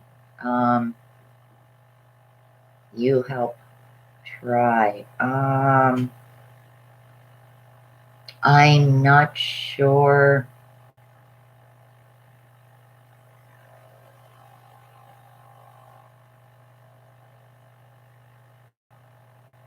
I'm not sure what you're trying to say, Joni.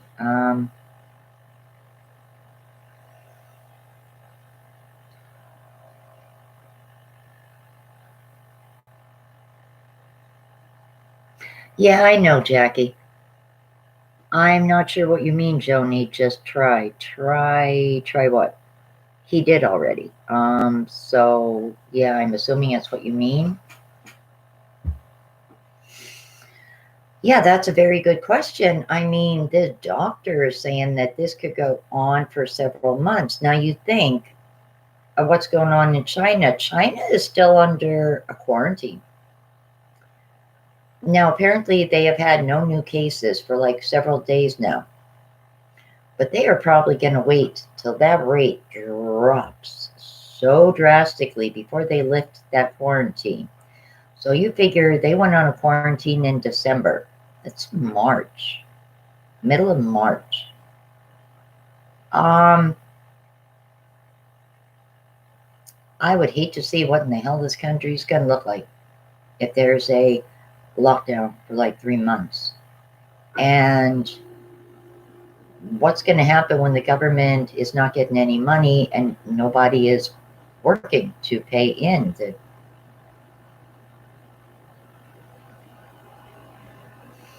That's, yeah, that's crazy. Oh, no, he did, Joni, he did.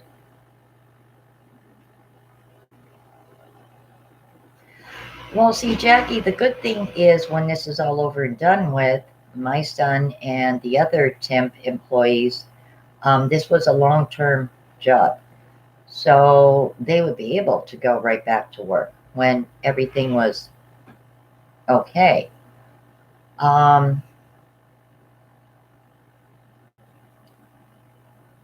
I seriously hope to God that it doesn't take like months and months, to be honest, because yeah, people have that time to get a job, but if the government orders everything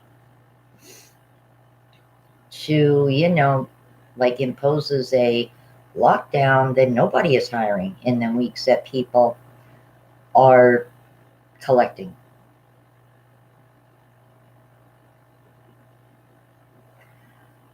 Yeah, pretty much, Joni.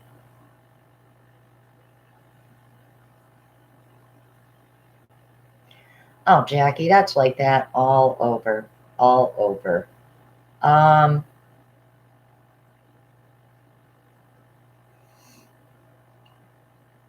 and I agree with you, but if you're in a state that they decide a total lockdown, then nobody's going to be working. And that changes things for people in that particular state. Oh no, you're right. There's temp services even now that are hiring. But the issue is we've had a confirmed case of this shit now here in my town.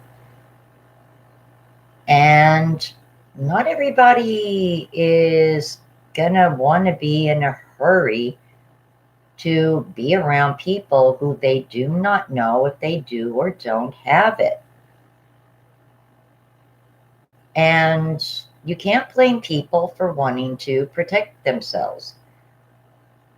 There's a push right now here in Pennsylvania from the live statement that the governor of Pennsylvania did a little while ago.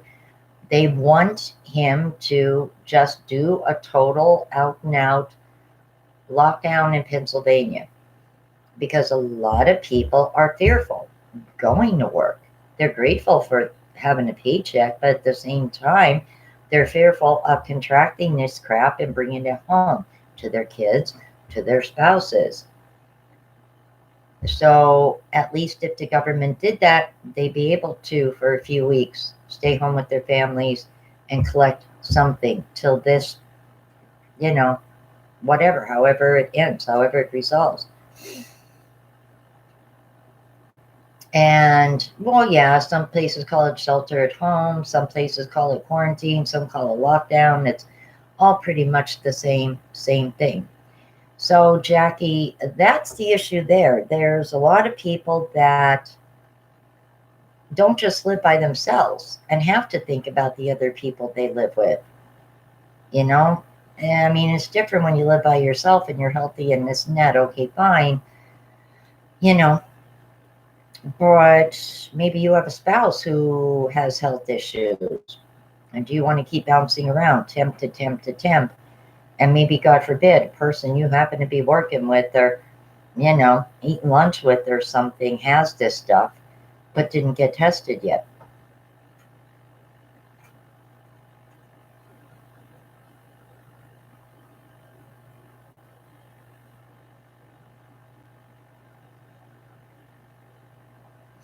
I'm glad you liked it, Amber. Yeah, that's a good one, an easy one. And I had thought that would be a good recipe to do a video on because everybody can do it a little bit differently. Like some folks might use ground turkey instead of ground beef. Somebody else might use chicken with it. Um, you could do it a ton of different ways, and it comes good.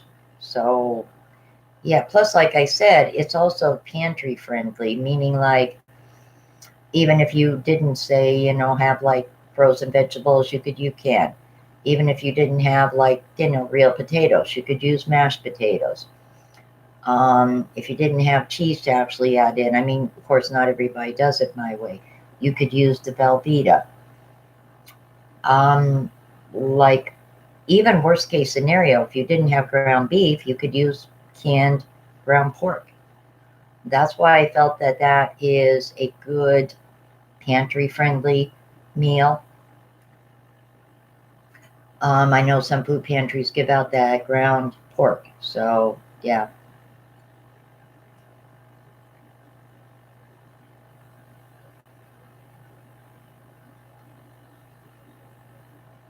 See, exactly, Tina. I see what you're saying. Yeah, you live with your mom and she has health issues. So, if you were bouncing around, say from temp job to temp job or this, that, or this, who's to say that you wouldn't get something? And maybe, God forbid, not know you have it for a while.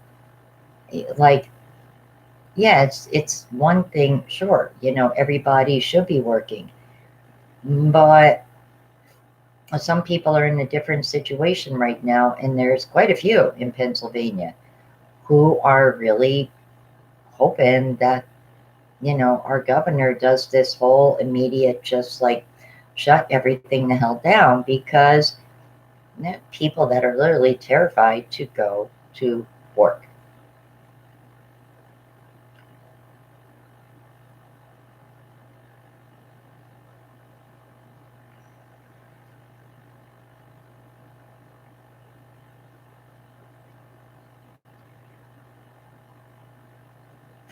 Oh, Joni, like I had said, you know, if you guys would like to do more frequent chats, all you guys need to do is let me know in the community tab. I'm up for that. I got time. I have a few appointments I have to go to throughout the next couple of weeks, but I got time.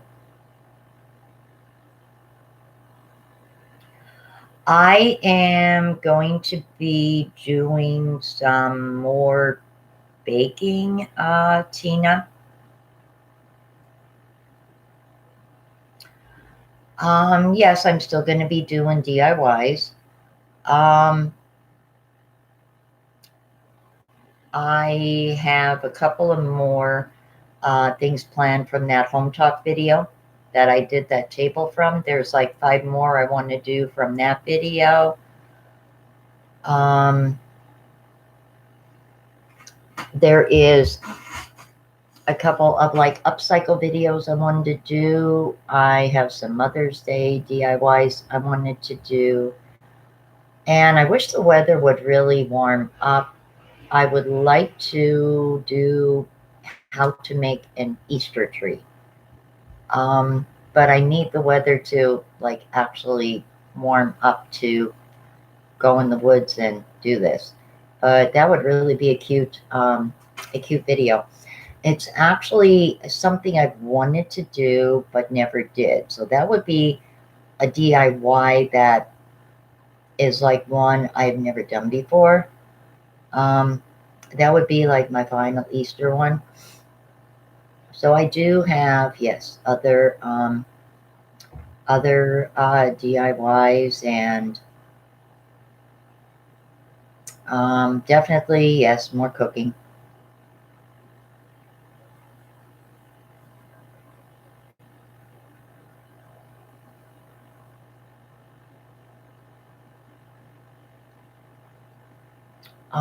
I was also going to do a couple of videos on like your home, things that you could do that basically aren't going to cost you much or cost you anything. And I wanted to like maybe like the end of this week coming up, I would do like a video or two and see how you guys are receptive to it. Um, I'll also be doing my Q&A video soon. Some very good questions, by the way, guys. I do have to admit, like, very good questions. Very good. I'm like really, really impressed with the range of questions people have for me. Oh, Judy, yes, making butter. You know what? I don't know how to make butter. That is actually something that I would definitely be interested in learning how to make. So, what is your channel's name, honey? Is it in your name?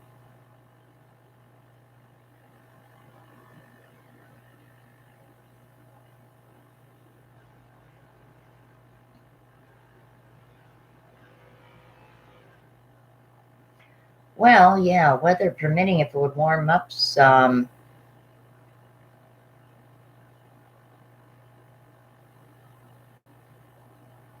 Okay, yeah, I definitely want to check that out, making butter. Absolutely.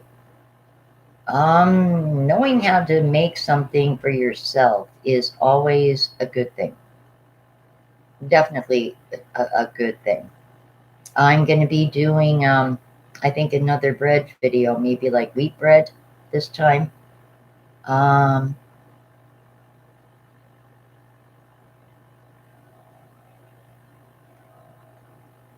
Crockpot videos. I think maybe my chili I did in my crock pot. I think that taco chicken soup I did in a crock pot. Um, most of my soups, unfortunately, I do on my stove because my crock pot is small. I would like to get a bigger crock pot. I was actually, when I was in Walmart, comparing a few, and prices are not that bad. So that is definitely something I would love to do, Amber. So,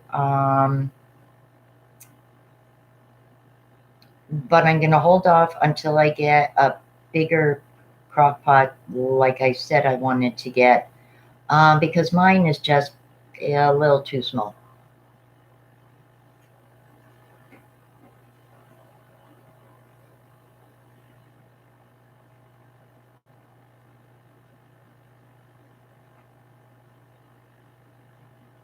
But no, yes, Amber. When I get a bigger crock pot, I would definitely be happy to do some crock pot videos. There is a chicken meal I made the one time with the stuffing, boneless chicken breast, and I got the idea actually from a video in the food group, Ding Ding It's Dinner Time on Facebook. It was 2 boxes of stuffing, a cream of chicken, a can of mushrooms, chicken broth for the stuffing, and I forget something else. And then like they mixed everything up and just let it in the crock pot for a few hours. And when they scoop it out, like, oh my gosh, it was so good. Well, I made that in my little crock pot. But like, I have a couple of recipes, but I can't do them in my crock pot because mine is just so small.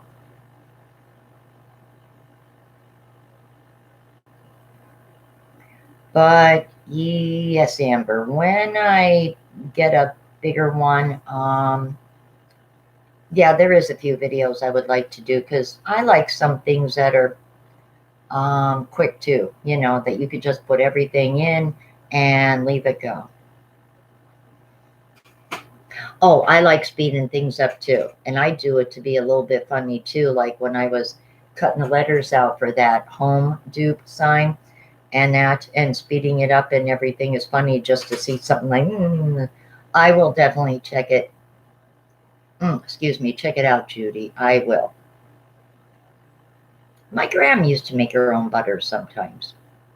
That's something I never learned from her, so I definitely will check that out. Thank you. Yes, the virus is depressing. And you can't keep talking about it all the time, all the time. That's why I even started with friends of mine on Facebook. I said after say like 10:30 at night, we all get off. Unless of course somebody has insomnia. Um, but for the most part, like everybody just like puts a show on or something and relaxes and goes to bed. I am a horror buff, but you know what? I have sworn off of watching anything horror for a while. I started just watching comedy. And last night I was watching Seth Meyers, and he's a trip. So I've been getting caught up on older Seth Meyer episodes that I kind of slacked off of watching. Um, but yeah, I have been resorting more to like comedy so I could laugh and fall asleep in a good mood laughing. I don't want to watch any kind of horror movies because it's like what we're dealing with now is more scary than any damn thing wearing a mask. I'll tell you what. Because at least with some fool with a mask or a machete or whatever, a knife, you have a chance to get the hell away from that because you see him, you know, and like that's Jason, that's Michael, that's Freddy. Yeah, this is something unseen, and to me, that's just a hell of a lot more horrifying. A lot more horrifying. So I refuse to watch horror movies. Now, a mystery or maybe a thriller, but I will not watch pure out now horror movies for the moment. No. I prefer watching something that'll make me laugh, any kind of comedy, even a romance, you know, anything that will make you laugh is what I'm going for.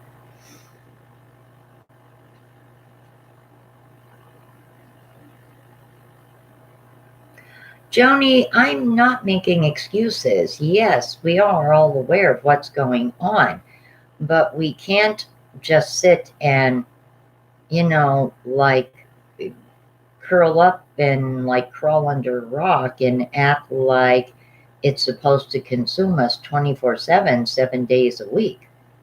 I mean, we all do still have lives. I have doctor appointments I have to go to. I'm not incredibly crazy about it, but I try to like do maybe like a little quick shopping haul here and there or whatever and be careful.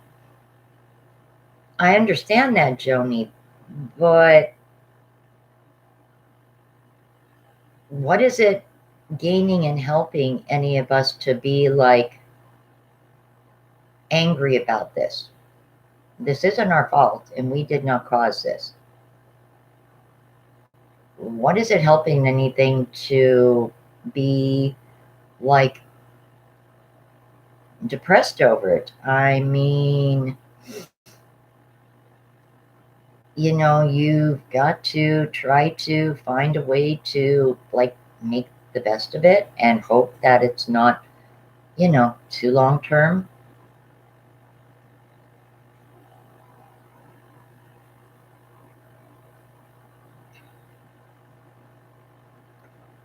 And it's like, you know, it just I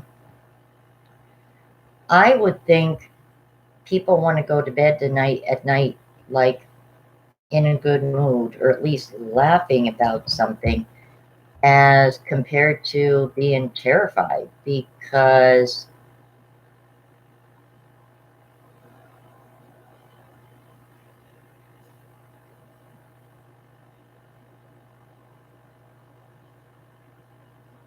I don't know, I can't dwell on it. I'm aware of it. It's in my feed every morning when I get up. um like, I'm aware of it, but I don't want to dwell on it. As long as I take precautions, go where I gotta go, do what I gotta do, I come home and do what I need to do, that's it. You know, when I'm home and this and that, that is it. Like, I am done. I don't want to watch any more news about it. I don't want to talk about it. I don't want to hear about it because I will hear about it when I get up in the morning. So, yeah, like,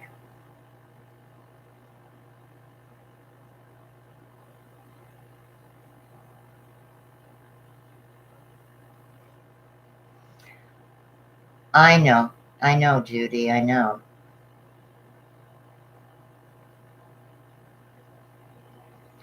Joni, see, here's the thing, I'm not depressed. I'm concerned. I have my anxious moments, and yes, I do get nervous and a little scared, but I'm not depressed.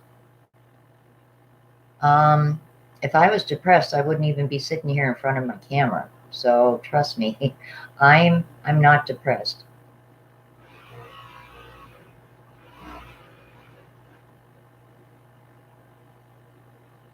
Well, thank you, Tina. It's the fact that I think what gets everyone the most is the uncertainty. And it's not just the uncertainty for us, it's the uncertainty for, you know, for like governments and doctors and everything dealing with this too, is just very, it's all uncharted territory.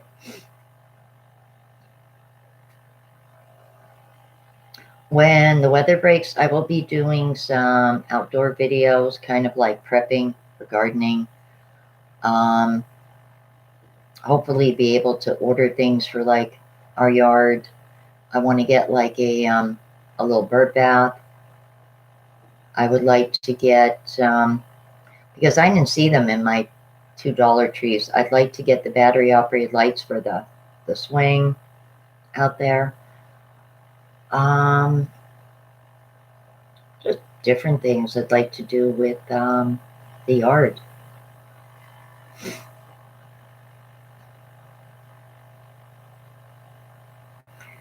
And since a lot of folks like my outdoor videos, um, I could do like what I did last summer. I could do like some of my shopping hauls outdoors because the lighting is like perfect. The lighting is perfect.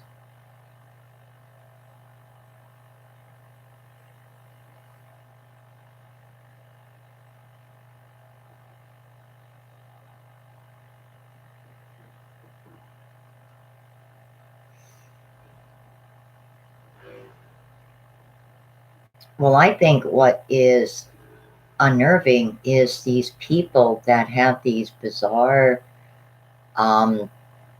like, ideas or beliefs. Like, I mean, I could laugh at a person that thinks the earth is flat, and they're proof that it is. But when you got people talking about microchips and vaccines and 5G and, you know, like really just getting out there, and it's like, now this one guy did bring up something that did make a little bit of sense when he had said about every 100 years there's some sort of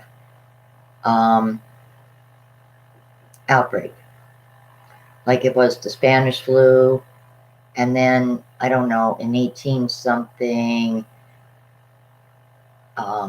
there was something else, and then 1700s there was something else. I forget the order of it, but, and I mean, okay, so technically that was from 1918 to 1920. Okay, Spanish influenza was deadly, yes. But maybe in some weird way, I'm only saying maybe it's nature's way of doing something. I mean, we don't know, you know.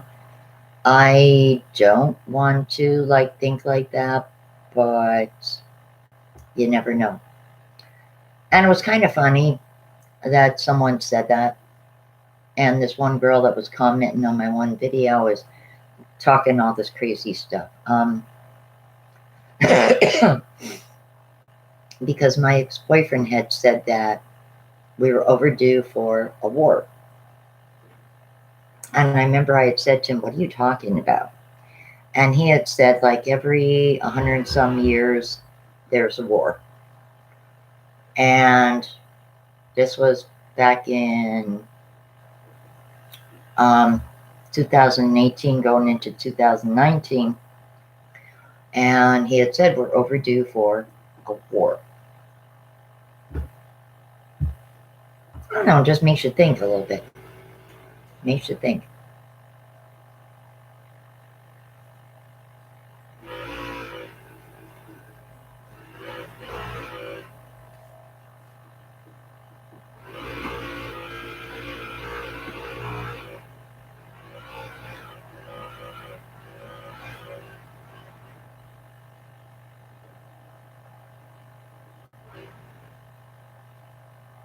Good night, Joni. Yeah, that is true. Yeah, there's always a war somewhere. That is true. No, Tina, I don't have my driver's license. I had my permit years ago, but I was dealing with extreme panic and anxiety at the time, and I did not trust myself behind the wheel of a car. I don't really like driving. It just makes me so stressed out and so just so paranoid, I think.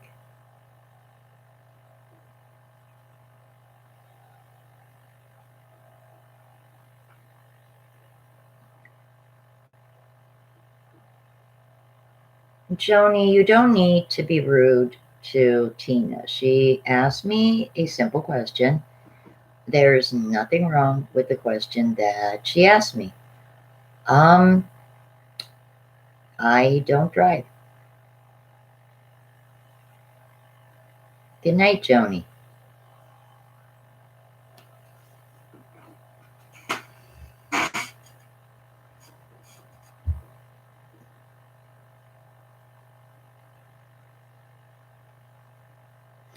No, see, I do know how to drive, Tina. I just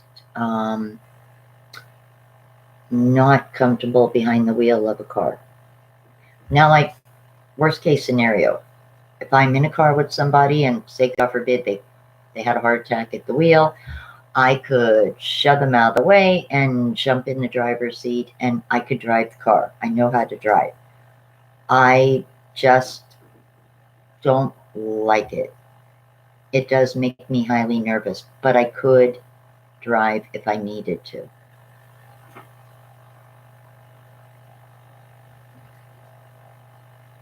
Yeah, being in an accident and waking up in a car full of teenagers drinking and finding the car up a tree and yourself under the dashboard and nobody could get you out. Yeah, I think maybe that had something to do with it. I don't know.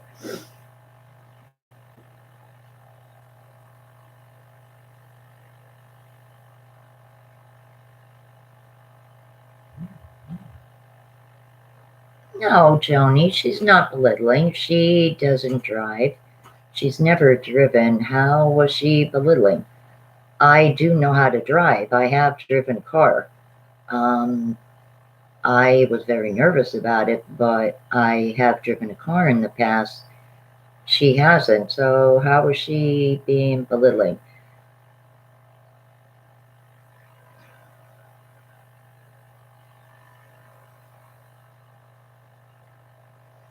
Well, goodness, guys. This is actually one of my longer. Well, I'm trying to politely um, handle it, Tina. I am. I'm trying to politely handle it.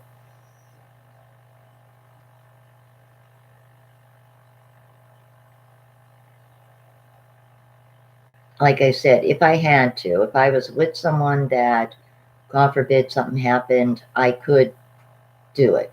I'd be a nervous wreck. I'd be like this with the wheel, but I would get where, I had to go. Um,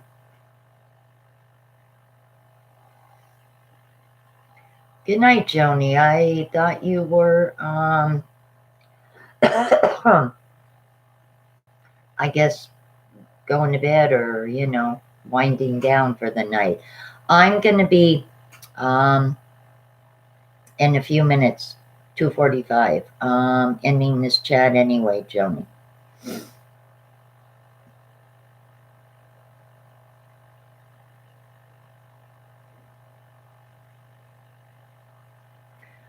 No, I'm not living in fear. I am worried about like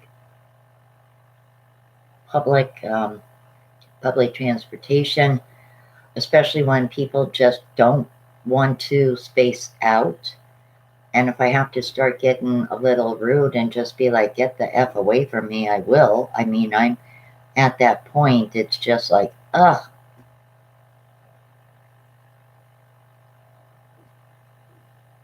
Good night, Joni. But yeah, I mean, like, I'm not afraid to go into a store. I think maybe what I'm most nervous about is forgetting to do something while I'm out. Like, okay, so you have clothes on. Well, then you have to touch your debit card in order to pay for stuff and this and that. And then it's like, okay, so you get home. And what if you forget to do something? Like, what if you got to run to the bathroom? So you could take your gloves off and you go running to the bathroom. And, like you don't necessarily hop in the shower right away, for a few minutes or something. And you're scratching your head or, whatever. Like,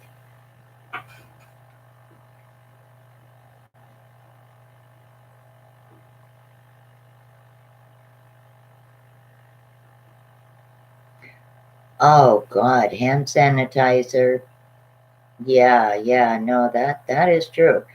And the hand lotion company should make a fortune because everybody is going to need a lot of hand lotion. I know I do. I can't even like pick up a paper sometimes. I swear like I'm wearing off my fingertips. Like, and I go to touch something and I'm like, try to turn a page or something, like there's nothing there. I don't know.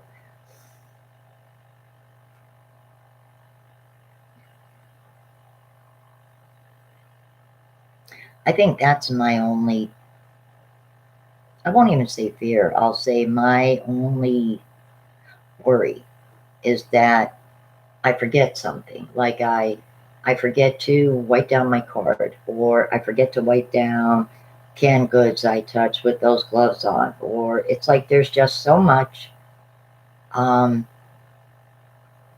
that, you know, it's like, oh my God, crazy, absolutely crazy.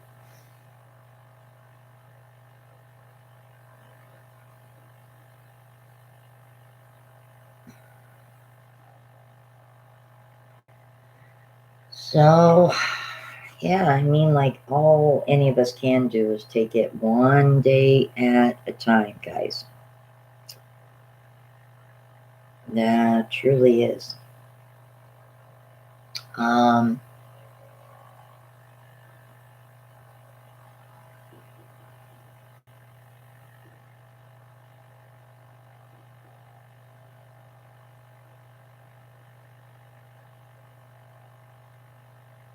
you know what, Judy? Head lice is a real concern. My one friend, she got head lice when she was pregnant, and she did not know that you are not supposed to use that stuff if you're pregnant. And she was only like a few weeks pregnant. She didn't even know she was pregnant yet. She found out um, talking to her pharmacist, because her older son had brought home head lice from school. And she had said, you know, when they told me that, oh, you should have used this special stuff, you know, that you had to order on Amazon, that is like freaking almost 20 some dollars. And she was like, yeah, okay, like I have 20 some dollars to spend on just special head lice stuff for pregnant people. Like, yeah, okay, get out of here. And yet she had said, wouldn't you believe, she said, after she had her baby, her son comes home. This was like maybe, what, 6, 7, I want to say about 7 months later. Um, and don't you know, he comes home with head lice worse than he had the first time. And she's screaming at the school, you know, like, don't people check kids anymore? She said, like, what is it? What's, you know, what is the thing? Why does this keep happening? And, you know, like she said, like literally, her son's class did not have school because apparently the kid that had, the original kid that had head lice, had it so bad that like a coat room and everything was like literally infested with head lice. And that grade, they had like no school for one day while they sprayed the coat room or something. And it's like,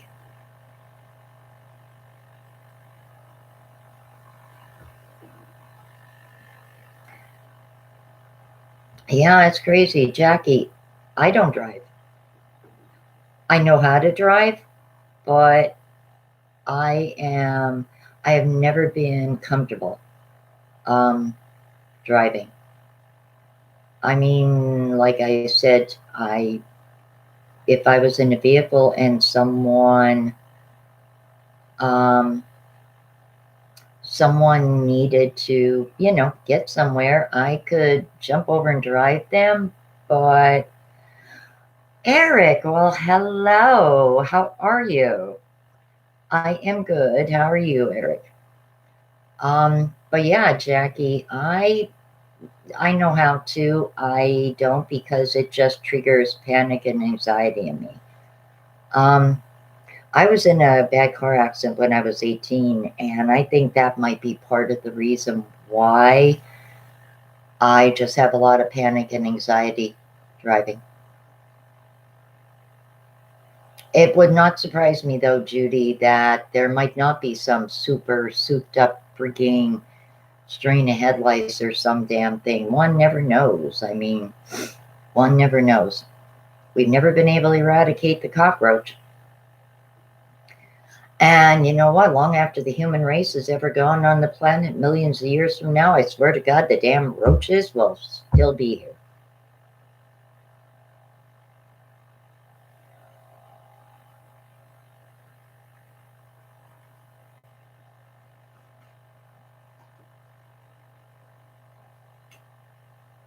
So, Eric, what are you doing to keep busy? Well, first of all, let me ask you, is there any kind of a shelter at home or lockdown where you are?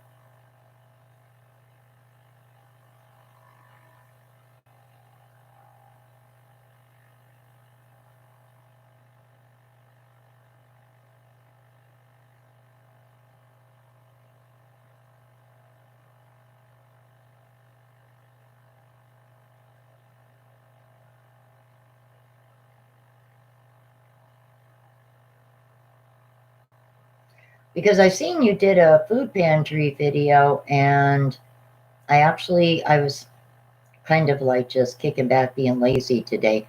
I didn't get the chance to watch it yet, but like, but you guys don't have like a shelter in place or social distancing or like anything like that?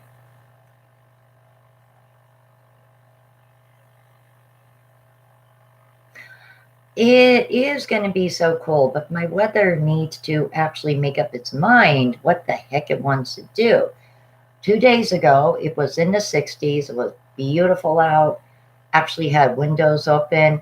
And then yesterday, it's down in the 30s. I mean, come on, make up my mind already, please. Like, well, what do you want to do here? This is why I hate Pennsylvania. I hate the cold. And as I get older, I hate the cold more. So, yeah, not a big fan of cold. Snow is pretty at Christmas, but then after the new year, the snow and that can all go goodbye for next year. Like, yeah.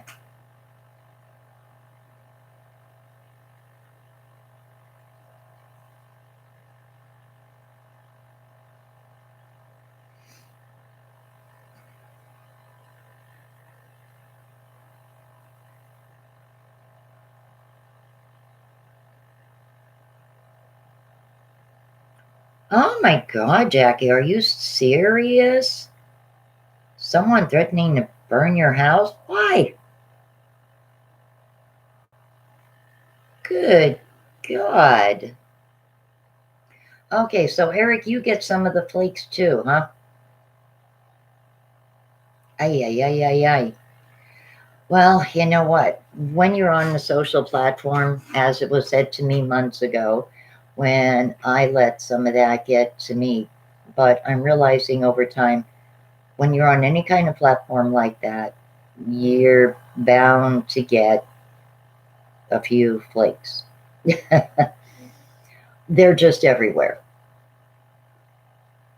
They're just everywhere.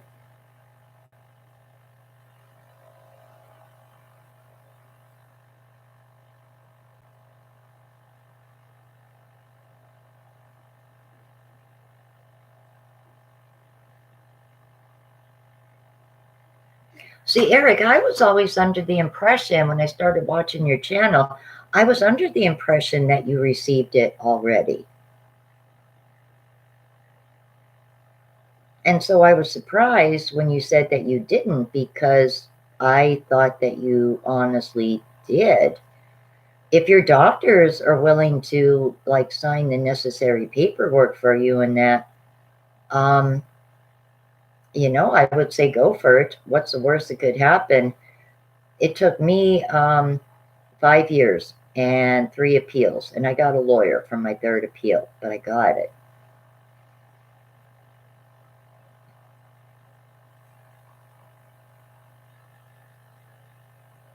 And it's not going to hurt to try, Eric. It's really not going to hurt to try.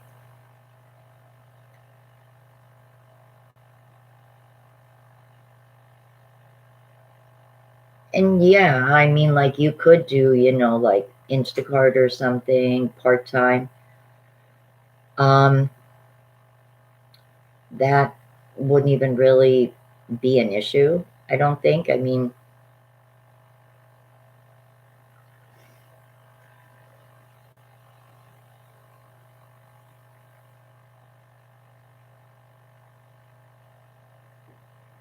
yeah, it definitely sounds like a real kook. Good Lord. No, Judy, I will definitely check your channel out, honey. Thank you for telling me. I didn't know that. But yes, I am interested to learn how to make butter. Definitely. Good night, Judy.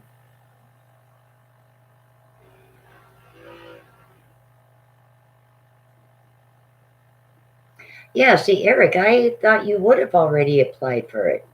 Maybe that's what threw me. I assumed that you were getting it.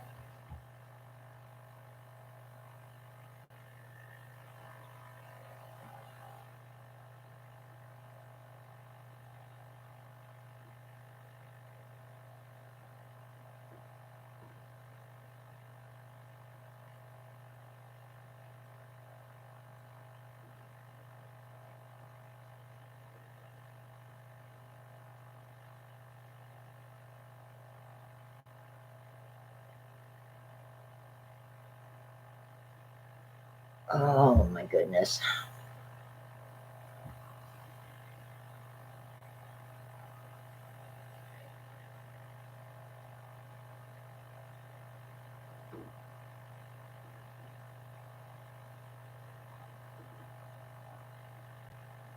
Is he a troll on your channel, Eric? Ay, ay, ay, ay, ay.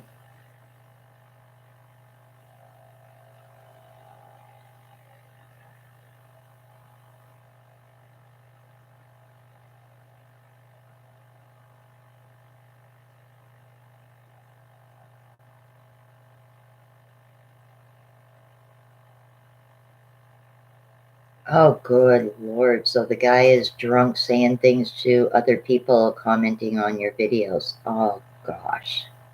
Ay, ay, ay, ay, ay.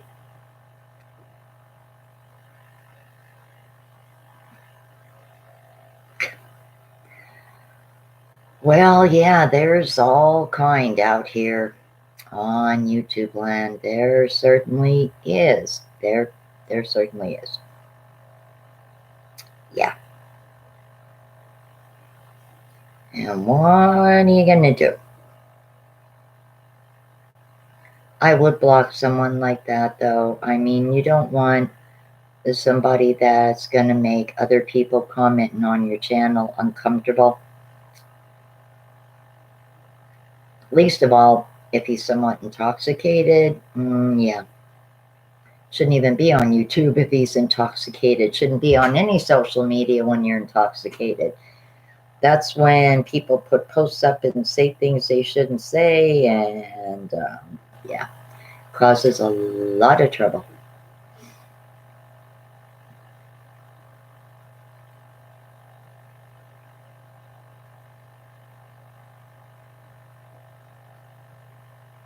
Okay.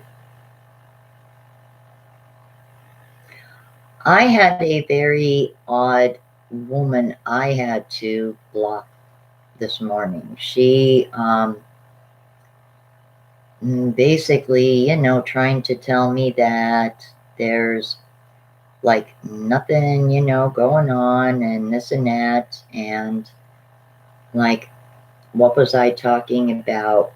I did a few clips in my town. And I was standing outside of the Salvation Army thrift store, and I was standing outside of CareerLink. and they had the signs up closed about, you know, the virus and everything. And this girl was like, what are you talking about? People aren't sick, this and that. And I said, are you under a rock? Have you not seen about Italy and Spain and,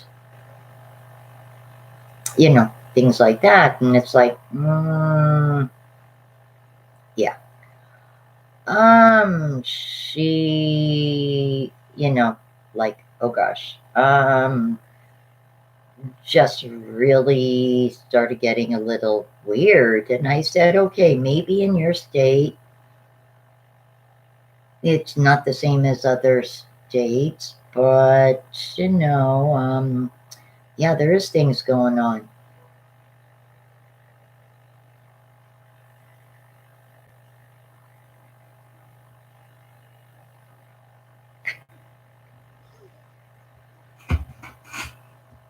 If you're on YouTube, Eric, yes, you are famous in your own way. That is true.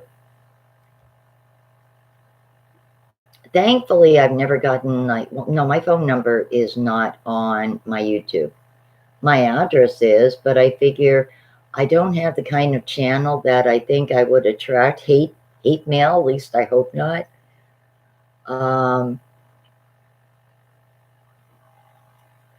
But like, yeah, I don't know. There's always all kind of crazies. But that lady on my one video just like, she sent me a link to some guy that has a YouTube. And as soon as I was reading the comments on this live stream, people are talking about 5G, flat earth, and this and that. And I'm like, oh God, here we go. Conspiracy theorists. No, no, no, no, no, not entertaining this, not going there. No, no, no, no, no, no. Not going there. And that's when I decided, nope, I got to block you, lady, because you're, I like to think outside the box. Sometimes it is nice to wonder, what if? But to feed into every single thing that these people say, no, no, nope.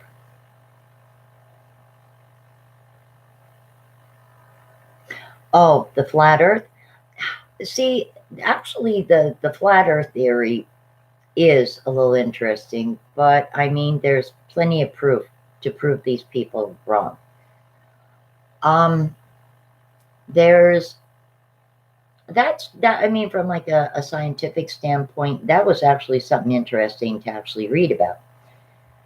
But when you got these people talking about 5G and the government's making everyone stay at home so they can install 5G and they're going to control everybody with 5G. And then other people are saying there's a microchip in the vaccine. If they come up with a vaccine for this virus, don't get the vaccine because there's a microchip in it. And it's like, where do you people come from? You missed your calling, guys. You should be writing science fiction or producing a science fiction movie or, I don't know, something, screenplay. Like, you know, you got good ideas. Put them in writing. Do something with that. You know. I do try to. You're absolutely right. You are right. I do try to, Eric. I do. I do. With everything going on right now, I just, like, I'm a big horror movie buff, but for the past week or so, maybe even over a week, swore off of horror movies and I'm watching comedy now. I don't care, romance, whatever. Like last night was Seth Meyers. The other night was Letters to Juliet, and I love that movie because it was filmed in Rome. And like, yeah, I want to go to bed in a good mood, and even especially if you're laughing, and not, you know, stressing or just being like weirded out and everything. Because I think what parts of the world are going through right now is so much more scarier than what any mass serial killer could ever be. You know? Well, guys, it is officially the magic number 3. So I am going to say thank you so much, everyone, for coming on tonight and talking with me.